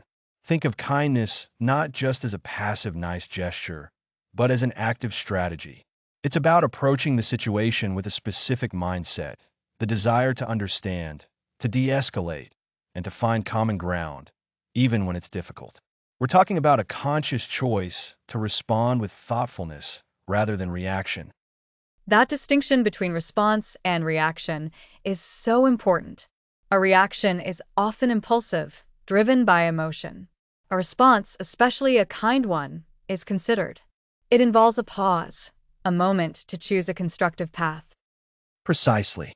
So, let's break down some practical ways to bring kindness into conflict. The first, building on our last episode, is to truly, actively listen. When someone is expressing their point of view, especially during a disagreement, give them your full attention. Don't just wait for your turn to speak. Try to genuinely grasp their perspective, their feelings, their underlying needs. Ask clarifying questions like, so if I understand correctly, you're feeling X because of Y. This shows respect and a willingness to understand. That phrase, if I understand correctly, is so powerful. It's a bridge builder. It validates the other person's experience without necessarily agreeing with it, which is a crucial distinction. You're acknowledging their reality. Absolutely. And it's not just about speaking, it's about the tone and the body language too. Even if you can't resolve the conflict immediately, showing that you're present and engaged with open body language and a calm tone can dramatically shift the dynamic. Imagine you're having a heated discussion. If the other person is leaning in, arms uncrossed, speaking calmly and asking questions, you're far more likely to feel heard and less defensive than if they're looking away, arms crossed, and speaking aggressively. That's a great visual. It's like creating a safe space for the conversation to happen, even if the topic is uncomfortable. So, active listening and mindful communication are foundational. What else can we do? Another key element is empathy. We've stressed empathy throughout this series, and it's perhaps most vital during conflict. Empathy is about stepping into someone else's shoes. It doesn't mean you agree with them, but rather that you can understand why they feel or think the way they do. You can say something like, I can see why this situation would make you feel frustrated, or I understand that this is really important to you. This simple act of validation can diffuse a lot of tension. It's about acknowledging their emotions, isn't it? That feeling of being understood is so fundamental to human connection. When we feel our emotions are being dismissed, that's when defensiveness really kicks in. Exactly. And this leads us to another crucial kindness strategy, focusing on shared interests or common ground. Even in the most heated disagreements, there are often underlying shared goals or values. Perhaps you both want a peaceful resolution where you both care about the well-being of a shared project or relationship. Identifying and highlighting these commonalities can shift the focus from opposition to collaboration. You can say, we both want this project to succeed, so how can we work together to get there? That's a fantastic point. It shifts the narrative from me versus you to us versus the problem. It's reframing the conflict as a shared challenge rather than an individual battle. Precisely. And along those lines, being willing to compromise or find a win-win solution is a significant act of kindness. It's about recognizing that you might not get everything you want, but a mutually acceptable solution is often better than no agreement at all. Kindness doesn't mean being a doormat. It means being flexible and open to creative solutions that consider everyone's needs. We're not trying to win at all costs, but to find a resolution that works. So, it's about seeking solutions that benefit everyone involved, even if it's not a perfect outcome for any single person. That requires a certain level of detachment from our own immediate desires to see the bigger picture. It does. And it's also about acknowledging when we might have made a mistake or contributed to the problem. A sincere apology, when appropriate, is an incredibly powerful tool for de-escalation and reconciliation. Saying, I'm sorry if my actions cause you distress, or I regret how I handled that, can go a long way in rebuilding trust. That's a tough one for many people, aren't we? Admitting fault. But it's a genuine display of kindness and a commitment to moving forward. It shows maturity and a desire to repair. It truly does.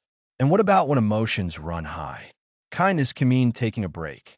If a conversation is becoming too heated and unproductive, it's a kind act to suggest a pause.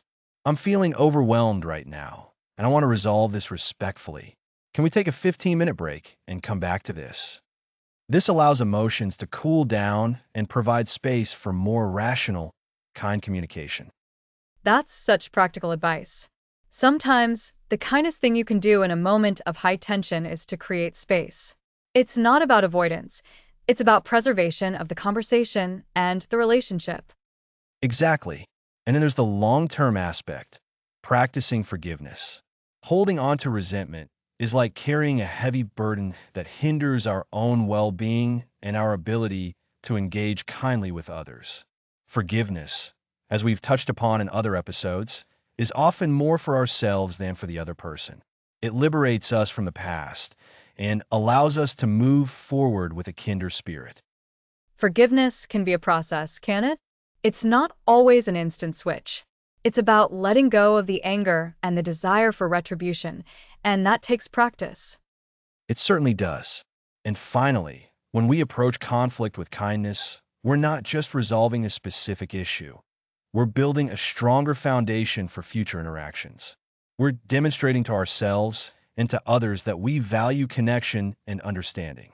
It's about fostering a culture where disagreements are handled with respect and compassion rather than fear or hostility. This creates a ripple effect that extends beyond the immediate conflict.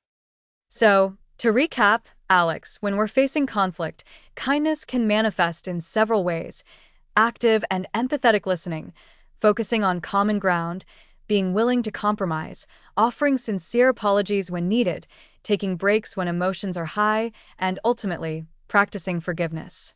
It's about choosing a constructive, understanding approach. That's a perfect summary, Lisa. It's about seeing conflict not as an endpoint, but as a potential turning point. By infusing our interactions with kindness, we can transform disagreements into opportunities for deeper connection and understanding. We're building bridges, not walls. It's a powerful reminder that kindness isn't just for easy situations. It's most impactful when it's needed the most. It's about choosing compassion even when it's difficult. Well said. Next episode, we'll explore the fascinating relationship between kindness and our ability to bounce back from adversity. The concept of kindness and resilience. That sounds like a crucial topic. We'll see you then on the kindness effect.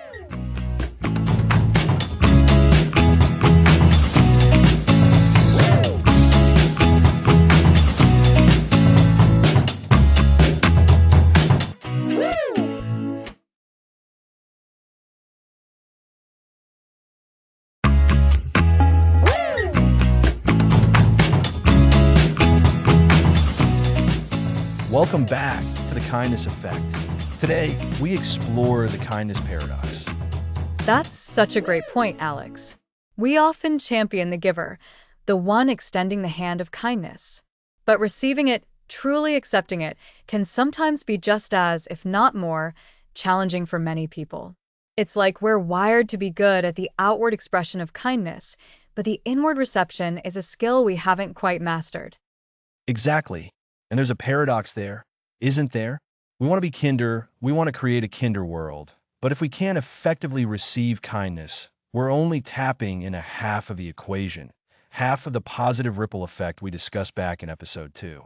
Remember how we talked about the neuroscience of altruism and how giving triggers those feel-good chemicals? Well, receiving kindness does something remarkably similar. So, what is this kindness paradox really about? Is it just about feeling awkward when someone compliments you, or is there something deeper going on? It's definitely deeper. The kindness paradox highlights the struggle many of us have with accepting help, praise, or generosity from others. We might feel a sense of obligation or even guilt, thinking we don't deserve it. Sometimes we might feel like we're imposing on someone or that accepting kindness is a sign of weakness. These are all deeply ingrained beliefs that can get in the way of genuine connection. That resonates so much. I know I've definitely felt that hesitation.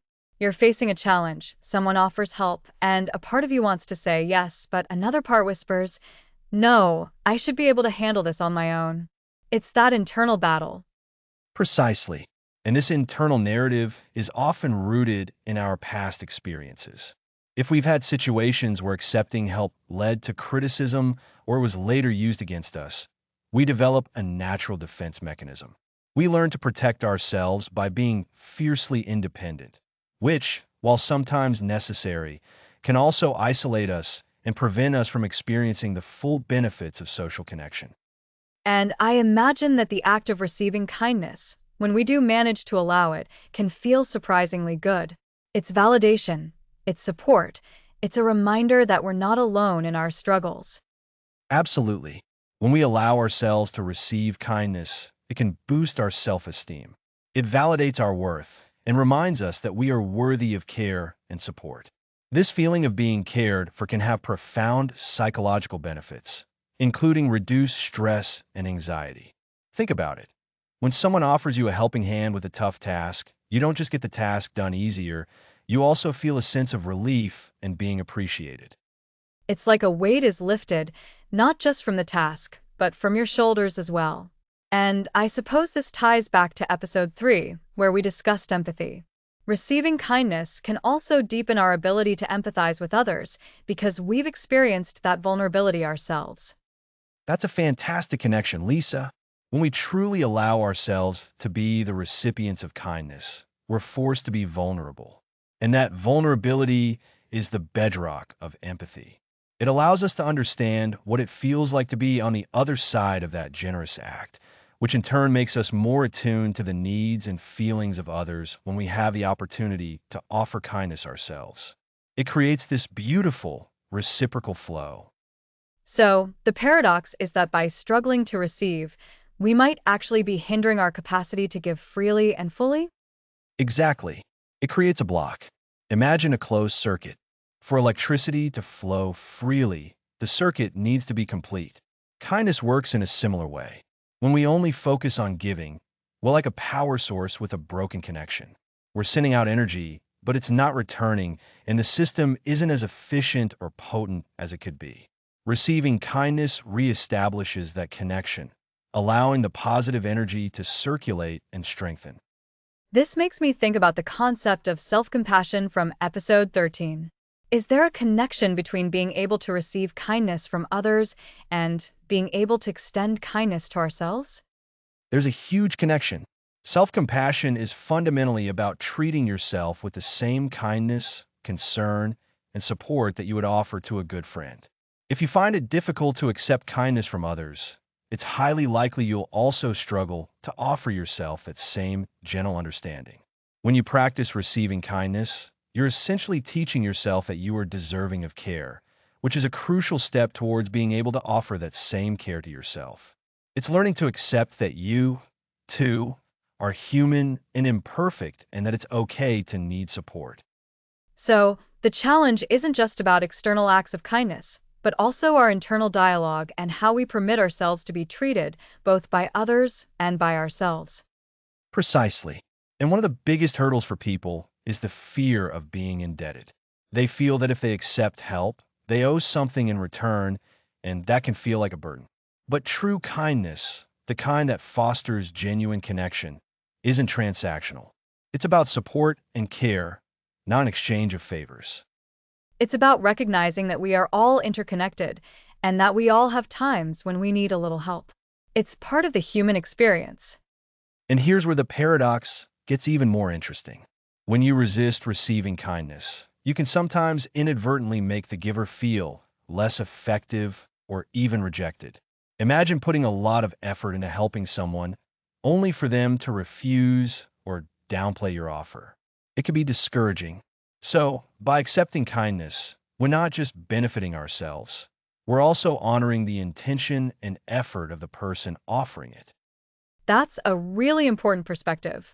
It turns receiving from a personal act of receiving into a shared act within the interaction, allowing the giver to feel good about their contribution as well. It completes the positive feedback loop we saw in episode 2. Spot on. Episode 2 was all about the neuroscience of altruism and how giving releases oxytocin and dopamine, making us feel good. Receiving kindness activates similar pleasure centers in the brain. It reinforces social bonds, reducing feelings of isolation and increasing our sense of belonging. It's a win-win. When you accept someone's kindness, you're not just getting help, you're strengthening your social fabric. It's like building a stronger, more resilient community, one act of receiving at a time. Can you share some practical ways people can start to practice receiving kindness? It feels like a skill one needs to develop. Absolutely. It's definitely a skill to be cultivated. The first step is awareness. Simply noticing when you resist kindness is powerful. The next is to practice saying yes to small gestures. If someone offers to hold a door, say thank you and accept it without overthinking it. If a friend offers a compliment, resist the urge to deflect it and instead simply say, "Thank you, I appreciate that." So, starting small and building that muscle of acceptance. Exactly. Another powerful technique is to reframe your thinking. Instead of seeing accepting kindness as a sign of weakness or indebtedness, view it as an opportunity to connect, to strengthen relationships, and to allow others the joy of giving. Understand that most people offer kindness because they genuinely want to, and accepting it allows them to fulfill that desire. And I guess it's also about recognizing that everyone needs support at some point. No one is an island. No one is an island, and embracing that interdependence is key. Sometimes it's also helpful to acknowledge the difficulty. You can even say, "Thank you so much for offering. I'm still learning to accept help, but I really appreciate your kindness." This kind of honest vulnerability can be incredibly disarming and deepen the connection. That's a wonderful suggestion. It takes the pressure off and opens the door for genuine interaction. What about when the kindness feels overwhelming or comes from an unexpected source? That's a common feeling, especially if we're not used to processing positive attention. In those instances, it's okay to express gratitude, but also to set gentle boundaries if needed. However, the goal isn't to become a passive recipient, but to be open and receptive to genuine gestures of care. It's about discerning genuine kindness from attempts at manipulation, which we touched on briefly in episode 8 when discussing online interactions. Right? The digital age of kindness had its own set of challenges and opportunities for genuine connection. So, to recap for our listeners, the kindness paradox is that while we celebrate giving, many of us struggle to receive kindness. This struggle can stem from ingrained beliefs about independence, fear of obligation, or past negative experiences. And the benefits of overcoming this are substantial. When we learn to accept kindness, we boost our self-esteem, reduce stress, deepen our empathy, strengthen our social bonds, and foster self-compassion. It allows that positive feedback loop of kindness to flow more freely, making both the giver and the receiver feel good, and ultimately creating a more connected and supportive environment. It's about recognizing that being open to receiving kindness is not a weakness, but a strength that allows us to fully engage with the world and with each other. It's about completing the circuit. Exactly. So, the next time someone offers you a kindness, big or small, try to pause, acknowledge the impulse to resist, and then gently allow yourself to accept it with gratitude. You might be surprised at how good it feels and how it can amplify the ripple effect of kindness in your life and in the lives of those around you. It truly is a fundamental part of cultivating a kinder world. That's a powerful reminder, Alex.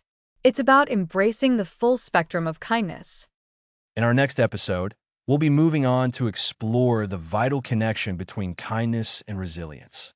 We'll see how cultivating a kind disposition can help us bounce back stronger from life's inevitable challenges.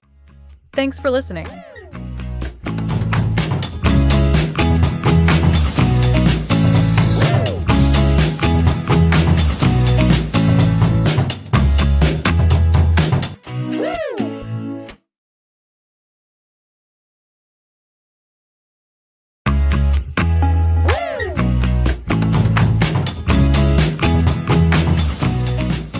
Welcome back. Last time we covered the giving versus receiving paradox. Now let's tackle self-compassion.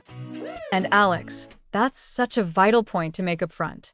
It's easy to think of kindness as something we do for others, right? But truly, if we can't extend that same gentle understanding to ourselves, it's going to be incredibly difficult to sustain it outwards. I'm really looking forward to unpacking this. Absolutely, Lisa. Many people misunderstand self-compassion. They think it's about being a pushover, making excuses for mistakes, or simply indulging oneself. But that's not it at all. In reality, self-compassion is about treating yourself with the same kindness, care, and understanding you would offer a dear friend who is struggling. Treating yourself like a friend. I like that. So, it's not about thinking you're perfect and never doing anything wrong. It's more about acknowledging that you are human, and being human means sometimes facing difficulties, making mistakes, and experiencing pain. Precisely. Think about it this way. If a friend tripped and fell, would you yell at them for being clumsy? Or would you rush over, perhaps help them up, and say something like, "Are you okay?" That must have hurt. Don't worry, it happens to everyone. The latter is self-compassion in action, redirected towards another. That makes so much sense. So, what are the core components of self-compassion? Because I imagine it's more than just one simple feeling. You're right, it is. Dr. Kristen Neff, a leading researcher in this field, identifies three main elements. The first is self-kindness. This means responding to your own suffering or perceived inadequacy with warmth and understanding, rather than harsh judgment. It's about comforting yourself. Okay, so self-kindness. That's the gentle voice, the comforting hand on your own shoulder. What's the second component? The second is common humanity. This is the recognition that suffering and personal inadequacy are part of the shared human experience. We are not isolated in our struggles. Everyone at some point experiences pain, failure, and feelings of not being good enough. Ah, that's so important. It combats that feeling of being singled out, the why me, that can engulf us when we're hurting. Realizing that everyone goes through it can be incredibly liberating. It destigmatizes our own pain. Exactly. It helps us feel less alone. And the third component is mindfulness. This isn't about emptying your mind, but rather about being aware of your suffering and your associated thoughts and feelings without being overwhelmed by them. It's about observing your experience with a balanced perspective. So, to recap for our listeners, self-compassion has three pillars: self-kindness, being gentle and understanding with yourself; common humanity, recognizing that your struggles are part of being human and shared by others; and mindfulness, being aware of your experience without being consumed by it. Perfectly summarized, Lisa. Now let's talk about why this is so foundational for genuine kindness towards others. When we are harsh with ourselves, we are often projecting that internal criticism outwards. We might be overly critical of others because we are overly critical of ourselves. We might struggle to forgive others because we can't forgive ourselves. That's a powerful connection, Alex. So, if I'm constantly beating myself up for a mistake, I might be quicker to judge someone else when they make a similar one? Yes, it's like we have a wellspring of judgment within us. And if that wellspring is filled with harshness for ourselves, it's going to overflow onto others. Conversely, when we come to ourselves with understanding and care, that overflows too, but it's a gentle, supportive overflow. We become more patient, more forgiving, and more understanding of others' imperfections. It's like tending to your own garden before you can effectively help someone else with theirs. If your own garden is choked with weeds of self-criticism, you won't have the energy or the clear vision to help a friend's garden thrive. That's a wonderful analogy. And this internal shift has profound effects on our mental well-being. Research consistently shows that people with higher levels of self-compassion experience less anxiety and depression. They are more resilient in the face of challenges. Resilient. That's a key word, isn't it? When setbacks happen, and they will, someone who practices self-compassion is less likely to crumble. They'll feel the pain, acknowledge it, but then they'll be able to pick themselves up with a sense of inner strength, which in turn makes them more available to support others. Exactly. And they're also more motivated to make positive changes. This might sound counterintuitive. Doesn't criticism motivate us to do better? Well, a little bit perhaps. But harsh criticism often leads to shame, which is paralyzing. Self-compassion, on the other hand, motivates us from a place of care. If you care about yourself, you want to alleviate your suffering and grow. So, instead of thinking, I'm so stupid for failing that test, a self-compassionate person might think, okay, I didn't do as well as I hoped on that test. That feels disappointing. What can I learn from this to prepare better next time? It's about learning and growth, not shame and stagnation. Precisely. It's a much more sustainable and effective path to self-improvement. Now, you might be wondering, this sounds great, but how do I actually cultivate self-compassion? It's a practice, not a destination. It takes intentional effort. Yes, please tell us more. Because I think many of us could benefit from developing this skill. Where do we start? One of the most accessible ways to begin is by practicing mindfulness of your emotions. When you feel stressed, anxious, or down, pause for a moment.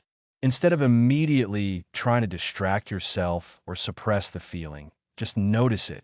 Say to yourself, this is a moment of suffering. Just acknowledging this is suffering. It's like labeling the emotion, but with a gentleness, not a judgment. Yes, and then bring in the common humanity. Remind yourself, suffering is a part of life. Many people feel this way. This helps to dissolve the sense of isolation. And then what? The self-kindness part? That's the next step. Ask yourself, what do I need right now? Perhaps it's a warm cup of tea, a few deep breaths, listening to soothing music, or even just giving yourself permission to not be productive for a little while. It's about responding to your own needs with care. This sounds like a mini self-care ritual you can do anywhere, anytime you notice you're struggling. It really is. You can also try a self-compassion break. This is a structured practice you can do when you're feeling particularly overwhelmed. First, acknowledge the pain. This hurts. Then, remind yourself of common humanity. I'm not alone in my suffering. Finally, offer yourself kindness. May I be kind to myself, or may I accept myself as I am. That sounds like a beautiful, simple mantra. May I be kind to myself. I can see how repeating that could shift your internal dialogue. It can. Another powerful technique is to write a compassionate letter to yourself. Imagine a friend who is wise, loving, and incredibly understanding. Write them a letter explaining what you're going through. Then, in the same letter, have that friend respond to you, offering comfort, validation, and encouragement. So, you're essentially channeling that compassionate voice you would use for a friend and directing it inwards through the act of writing. That's a fantastic exercise for overcoming that inner critic. It is.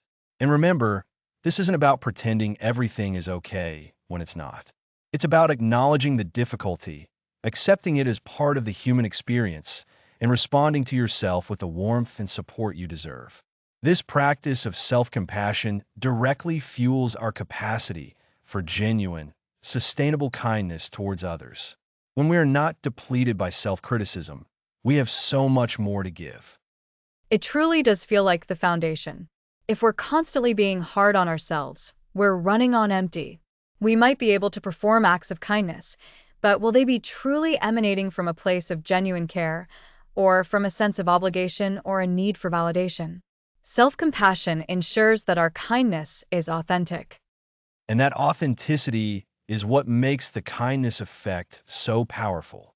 When kindness springs from a place of self-acceptance and inner peace, it's more contagious, more impactful, and more genuine.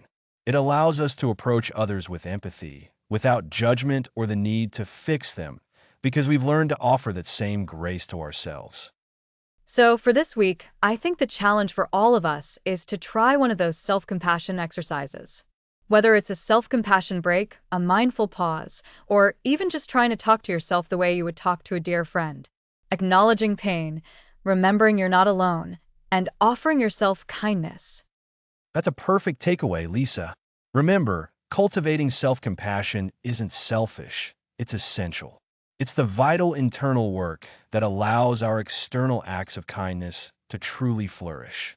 It's the foundation for a more compassionate world, starting with compassion for ourselves. It truly is. And it sets the stage beautifully.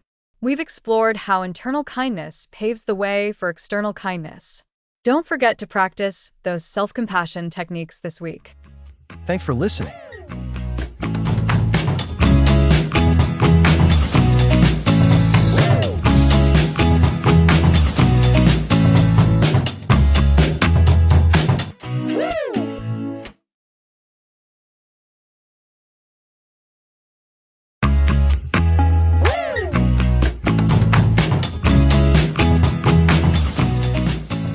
Welcome back to the kindness effect. Last time, we explored the vital role of self-compassion.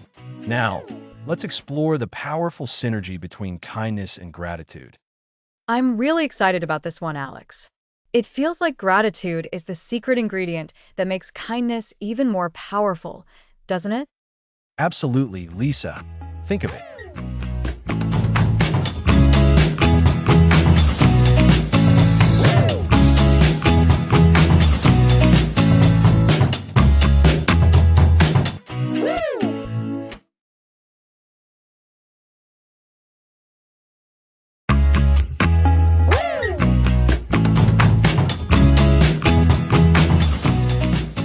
Welcome back to the kindness effect. We're exploring the powerful link between kindness and resilience.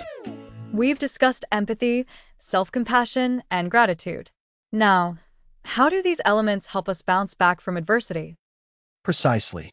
Resilience is our ability to adapt and recover from life's challenges. Kindness, in many forms, acts as a powerful force multiplier for this process. When you face difficulty, what helps you get through? Often, it's the support of others or an inner strength that kindness can build. I recall a challenging time at work. I felt overwhelmed, but a colleague's non-judgmental listening and my partner's simple reminder that it was okay to struggle made a huge difference. That kindness gave me strength. Exactly. Research confirms this. Prosocial behavior, or doing good for others, increases resilience. When we act kindly, our brains release certain natural chemicals that reduce stress and promote well-being, helping us weather storms. So, helping others actually strengthens our own ability to handle stress? It's like a positive feedback loop. Absolutely. It builds a resilience bank account. Each kind act is a deposit, and you have a reserve to draw on during tough times. This is especially true for self-kindness. Remember our discussion on self-compassion in episode 13? That's foundational to resilience. Self-compassion is treating ourselves with the same kindness we'd offer a friend. Instead of harsh self-criticism, we acknowledge struggles, accept that suffering is human, and offer ourselves care. Resilient people learn from setbacks. They don't blame themselves harshly. When we practice self-compassion, we're less likely to dwell on shame or despair. This allows for constructive problem solving and a more balanced view of setbacks. We don't catastrophize. Let's break down how kindness builds resilience. First, social support. Kindness strengthens our social bonds, which are vital during stress. A supportive network prevents isolation and offers practical help. That's key. Isolation amplifies feelings of helplessness. Knowing you have people who care, people you've invested in through kindness, makes a huge difference. This sense of belonging buffers against stress. And the internal aspect? How does our own kind demeanor help us internally? Kindness cultivates positive emotions. Performing a kind act, even a small one, can shift our emotional state, providing purpose and a sense of agency. It reminds us we can still make a positive impact, which is empowering. This interrupts cycles of negative thinking. Interrupting negative thinking, a mental reset button. Instead of worrying, we pivot to action that feels and does good. Yes, kindness can also help us reframe adversity. Focusing on others' struggles with empathy or engaging in service contextualizes our own problems. It helps us see that challenges, while real, aren't always as unique or overwhelming as they might initially seem. It's like broadening your horizons. When you're fixated on your own issue, it seems huge. Engaging with the world through kindness offers a bigger picture. Precisely. And consider the ripple effect. Kind, resilient people inspire others. In a community where kindness is the norm, when one person faces a crisis, the community mobilizes. This shared resilience is more potent. This is incredibly relevant today, with so much division and stress. Cultivating kindness and resilience at a community level feels vital. It strengthens the social fabric. It does. And circling back to self-compassion, being kind to ourselves isn't about ignoring problems. It's about acknowledging our humanity. When we face setbacks, a resilient person might stumble or feel pain, but they don't collapse. They access inner resources, and self-compassion is paramount in this process. So, if someone wants to be more resilient by integrating kindness, where do they start? Start by deliberately integrating small acts of kindness daily. Hold a door, offer a compliment, send a supportive text. Consistency builds momentum and reinforces positive neural pathways in the brain. And for self compassion? When you feel difficult emotions, instead of self-criticism, offer yourself understanding. Ask yourself, what would I say to a dear friend in this situation? Then, say to yourself, acknowledge the pain without judgment, recognize that it's tough, and offer yourself comfort. It's about managing your response with kindness, not about making the problem disappear instantly. So, it's about being a friend to yourself, especially when you need it most. It's like recognizing that resilience isn't just about brute strength, it's about how kindly we treat ourselves and others when we're tested. Exactly. Kindness isn't a weakness. It's a powerful, sustainable source of inner and outer strength that helps us not only survive challenges, but thrive in their aftermath. It beautifully connects how we treat ourselves and how we treat others, weaving them into a robust tapestry of resilience. And this resilience, built on kindness, doesn't just help us personally. It ripples outwards, strengthening our families, our workplaces, and our communities. It's a profound takeaway. Kindness empowers us to face life's storms, not by avoiding them, but by navigating them with grace and strength. We've seen how small acts, self-compassion, and strong social bonds, all fueled by kindness, equip us to be more resilient. It's an ongoing practice, but the rewards are immense. It really makes you think about the power we hold to build our own resilience and contribute to the resilience of those around us. Indeed. And as we gear up for our final episodes, this understanding of resilience through kindness has set a strong foundation for how we can actively build a kinder, stronger future. Thank you, Alex. This has been incredibly insightful. Thank you, Lisa. And thank you to our listeners for joining us for this episode of The Kindness Effect. Next time, we'll learn about building a kinder world. Thanks for listening.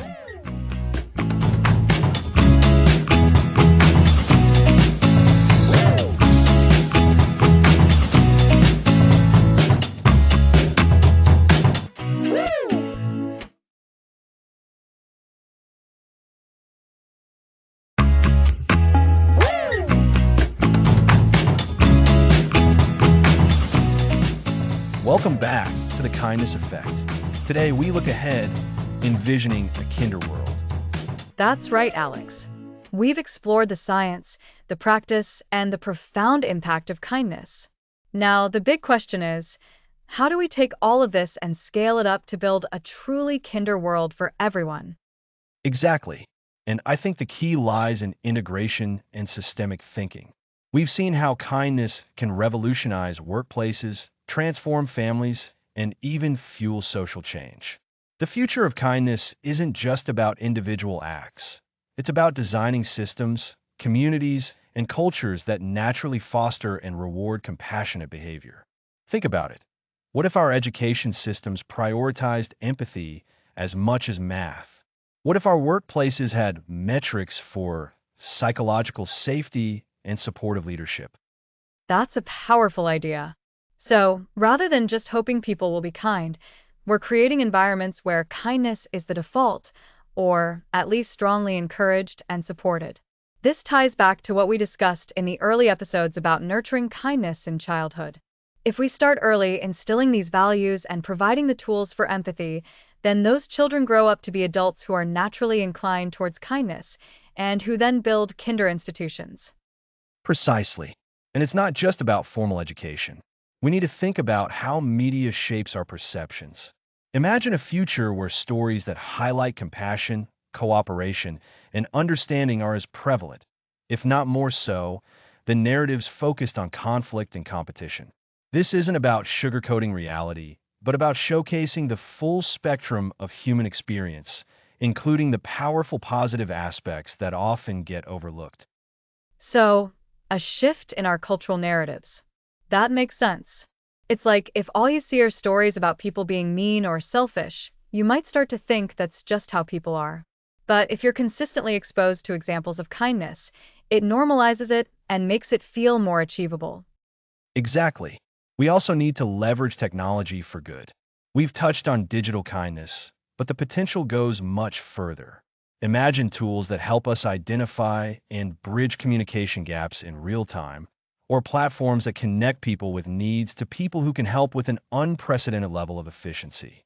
Think of it as using our most advanced tools to amplify our most human qualities. We can use technology to extend our reach of kindness, not just within our immediate circles, but globally. That's an optimistic view of technology, which is refreshing. Often, we hear about the negative aspects of the digital world. But you're saying we can consciously steer its development and use towards fostering connection and support. What about the role of leaders and policymakers in this future of kindness? Hugely important. Leaders at all levels in government, business, community organizations have a massive influence. When leaders model compassionate behavior, prioritize well-being, and create policies that support vulnerable populations, they set a powerful tone. Imagine policy decisions being made with a primary consideration for their impact on human dignity and interconnectedness. This isn't about being soft, it's about being smart. Societies that are more equitable and compassionate tend to be more stable, productive, and resilient. It sounds like we're talking about a fundamental shift in our societal values. We've spent a lot of time in this series discussing the ripple effect of individual acts. How do we translate that individual ripple into a societal wave? One way is through intentional community building. We've seen how community gardens, local support networks, and volunteer initiatives all foster connection and kindness. In the future, we can be more deliberate about creating these spaces, whether physical or virtual, where people can connect, contribute, and feel a sense of belonging. This combats the isolation that can breed cynicism and distrust. When people feel connected, they are more likely to care for one another. So, actively creating opportunities for people to practice kindness together. That makes sense. It's not just about doing nice things for others, but doing them with others. And building on what we discussed in episode 15 on resilience, a strong sense of community is a huge part of a person's ability to bounce back from hardship. Absolutely. And when we talk about a kinder world, we must include our relationship with the planet. Kindness isn't confined to human interactions. Environmental stewardship, sustainable practices, and a deep respect for nature are all expressions of a broader kindness. If we want to build a lasting, thriving future, we need to extend our circle of compassion to include the natural world. That means making choices that support ecological balance and protect biodiversity. That's a really vital point, Alex. It's easy to get caught up in interpersonal kindness and forget the bigger picture. A truly kinder world has to be a sustainable one. So, looking ahead, it seems like we're envisioning a future where kindness is 1. Integrated into our institutions and systems, from schools to workplaces. 2. Promoted through positive cultural narratives and media. 3. Amplified by responsible use of technology. 4. Modeled by compassionate leadership at all levels. 5. Fostered through intentional community building. And 6. Extended to encompass our planet. That's a brilliant summary, Lisa. And what's empowering about all of this is that it's not a passive dream. These are all active choices we can make, and ways we can advocate for change, starting today. The future of kindness isn't something that will just happen to us. It's something we actively build. Every act of kindness we practice now contributes to laying the groundwork for that future. It's like planting seeds. You don't see the full tree immediately, but each seed is essential for the forest to grow. And it goes back to what we realized in episode 13 about self-compassion being the foundation. If we want to build a kinder world, we need to be kind to ourselves first. That inner wellspring of kindness then allows us to extend it outwards more genuinely and sustainably. And building on episode 14, practicing gratitude can help us recognize the kindness that already exists, which fuels our motivation to contribute more. Exactly. It's all interconnected. When we reflect on the entire series, we've seen that kindness isn't a soft, optional extra. It's a fundamental human capacity that, when nurtured and applied intentionally, can solve problems, build bridges, and create a more fulfilling existence for everyone. We've gone from the science of smile to the power of empathy, the practicalities of family and work, the digital realm, conflict resolution, and finally, to the potential for a consciously kinder future. It's been an incredible journey. Thinking about the future, it's easy to feel overwhelmed by the scale of the challenges we face. But by focusing on building this kinder world, we're essentially focusing on building a more resilient, more connected, and ultimately a happier world. And that's a future worth striving for in every single interaction, in every decision, and in every community we're a part of. It truly is. The future of kindness is being written right now by all of us. It's about holding onto that vision of a more compassionate society and actively working towards it. So, as we prepare to wrap up our series next time, let's really think about how we can each be architects of this kinder future, starting with our own actions and extending outwards. That's a perfect segue. So, in our final episode, we'll be distilling everything we've learned into actionable steps. We'll be talking about your personal kindness journey and how you can make kindness a tangible, daily practice. Don't miss it. Thanks for listening.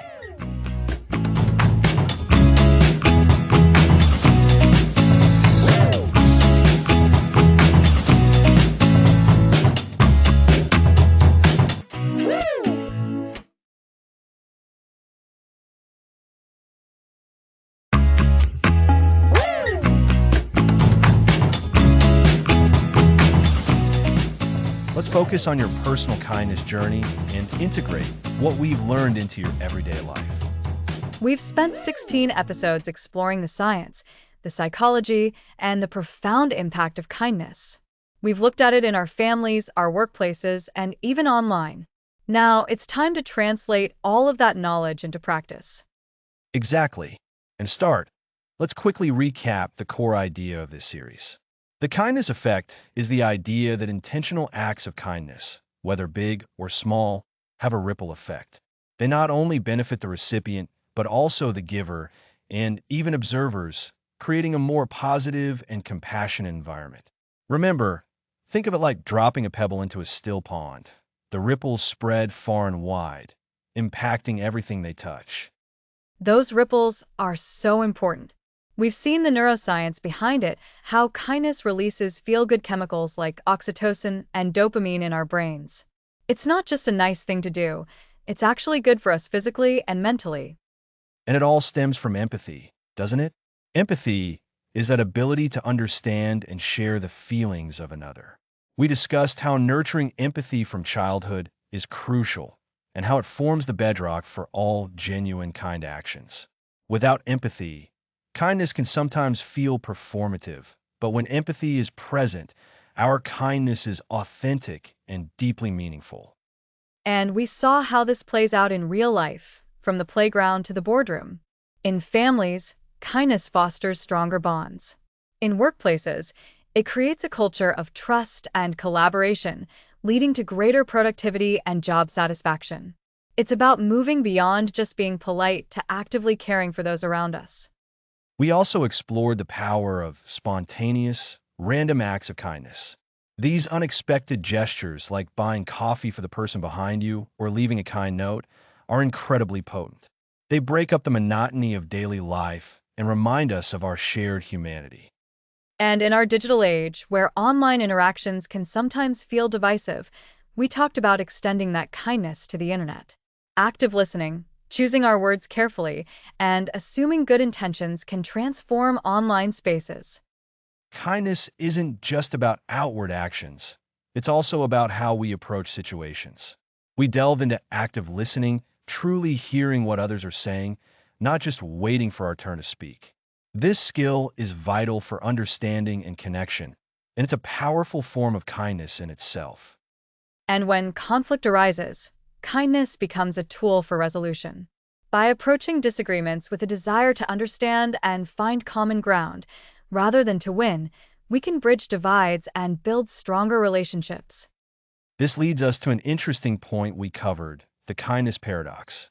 It feels good to give, but receiving kindness is also incredibly important, not just for the receiver, but also for reinforcing the giver's belief in the goodness of others.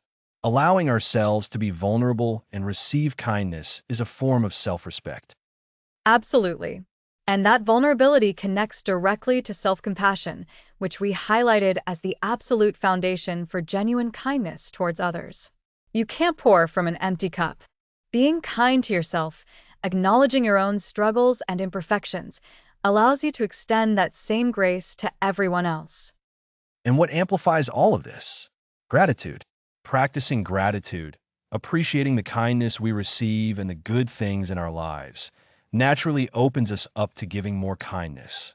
It's a beautiful, virtuous cycle. Remember how we discussed that gratitude really helps us see the positive, and when we see the positive, we're more likely to contribute to it. And when life gets tough, kindness acts as a powerful buffer. We learned about kindness and resilience, how treating ourselves and others with compassion during difficult times actually helps us bounce back stronger. It's like building an inner strength through connection and care. So, we've covered a lot of ground. We've established that kindness is not just a feeling, but a deliberate choice, a skill, and a powerful force for positive change. Now, how do you take this home? How do you make kindness a consistent part of your life? That's the million-dollar question, right? And the answer isn't some complex secret. It's about small, consistent actions. So, let's break it down into actionable steps. Great idea. My first actionable step is to start the day with intention. Before you even get out of bed, take a moment. Think about one person you can connect with kindly today, or one small act of goodwill you can offer. It could be as simple as sending a thoughtful text to a friend, or deciding to greet everyone at work with a genuine smile. This sets a positive tone for your entire day. I love that. My first step would be all about observation and receptiveness. We've talked about empathy and active listening.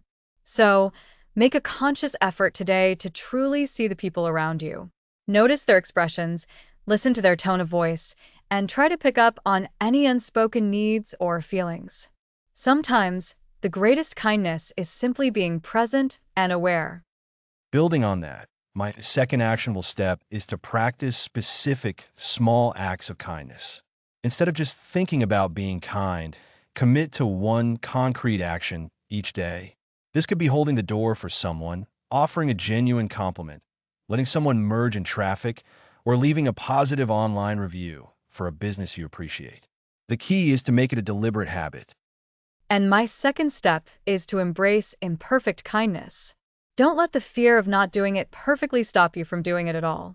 Sometimes, a well-intentioned gesture might not land perfectly, or your attempt at empathy might feel a little clumsy. That's okay. The effort and the underlying good intention are what matter most. We're human, and so are the people we interact with. That's so true, Lisa. It's not about grand gestures all the time. My third actionable step is to cultivate gratitude for kindness, both given and received. Make it a habit to acknowledge acts of kindness. If someone does something nice for you, say thank you, and perhaps even try to pay it forward. If you witness an act of kindness, offer a nod of appreciation, or even tell the person involved how much you admire their actions. This reinforces the behavior. My third step is to consciously practice self-compassion. Take a moment each day to check in with yourself. Are you being kind to yourself? Are you acknowledging your own efforts and your own struggles? If you made a mistake, treat yourself with the same understanding you'd offer a friend. This directly fuels your capacity for kindness towards others. Remember, your internal dialogue matters. And for my fourth step, I'd suggest incorporating moments of silence or reflection. In our busy lives, we can easily get caught up in the rush. Schedule just a few minutes each day, maybe during your commute, while you're making coffee, or before bed, for quiet contemplation. Use this time to reflect on your interactions, to consider how you can be more kind, and to simply be present with yourself. That's a great point about the rush. My fourth step is to connect with your own values. Why is kindness important to you? What does a kinder world look like through your eyes? When you connect with your deeper reasons, your commitment to practicing kindness becomes much stronger and more sustainable. It moves from obligation to authentic desire. And finally, to wrap up our actionable steps, my fifth and final point is to share your journey. Talk about kindness with friends, family, or colleagues. Share positive stories you've experienced or witnessed. This not only reinforces your own commitment, but also inspires others and creates a shared sense of purpose. You're not alone on this journey. And my fifth step, and perhaps the most important for this final episode, is to simply start. Don't wait for the perfect moment. Don't wait until you feel perfectly equipped. The best way to build a kindness practice is to begin. Take one of these steps or any other small, kind action you can think of and do it today. And then tomorrow, do it again. Be consistent, be patient with yourself, and trust that your efforts matter. That's it, isn't it? It's about making kindness a natural, ongoing part of who you are. We've spent this entire series exploring the profound impact of kindness, from its scientific underpinnings to its practical applications in all areas of our lives. We've seen how empathy, active listening, and self-compassion are the building blocks, and how gratitude and resilience are nurtured by it. We've learned that kindness isn't just about grand gestures, but about the consistent, often subtle, choices we make every day.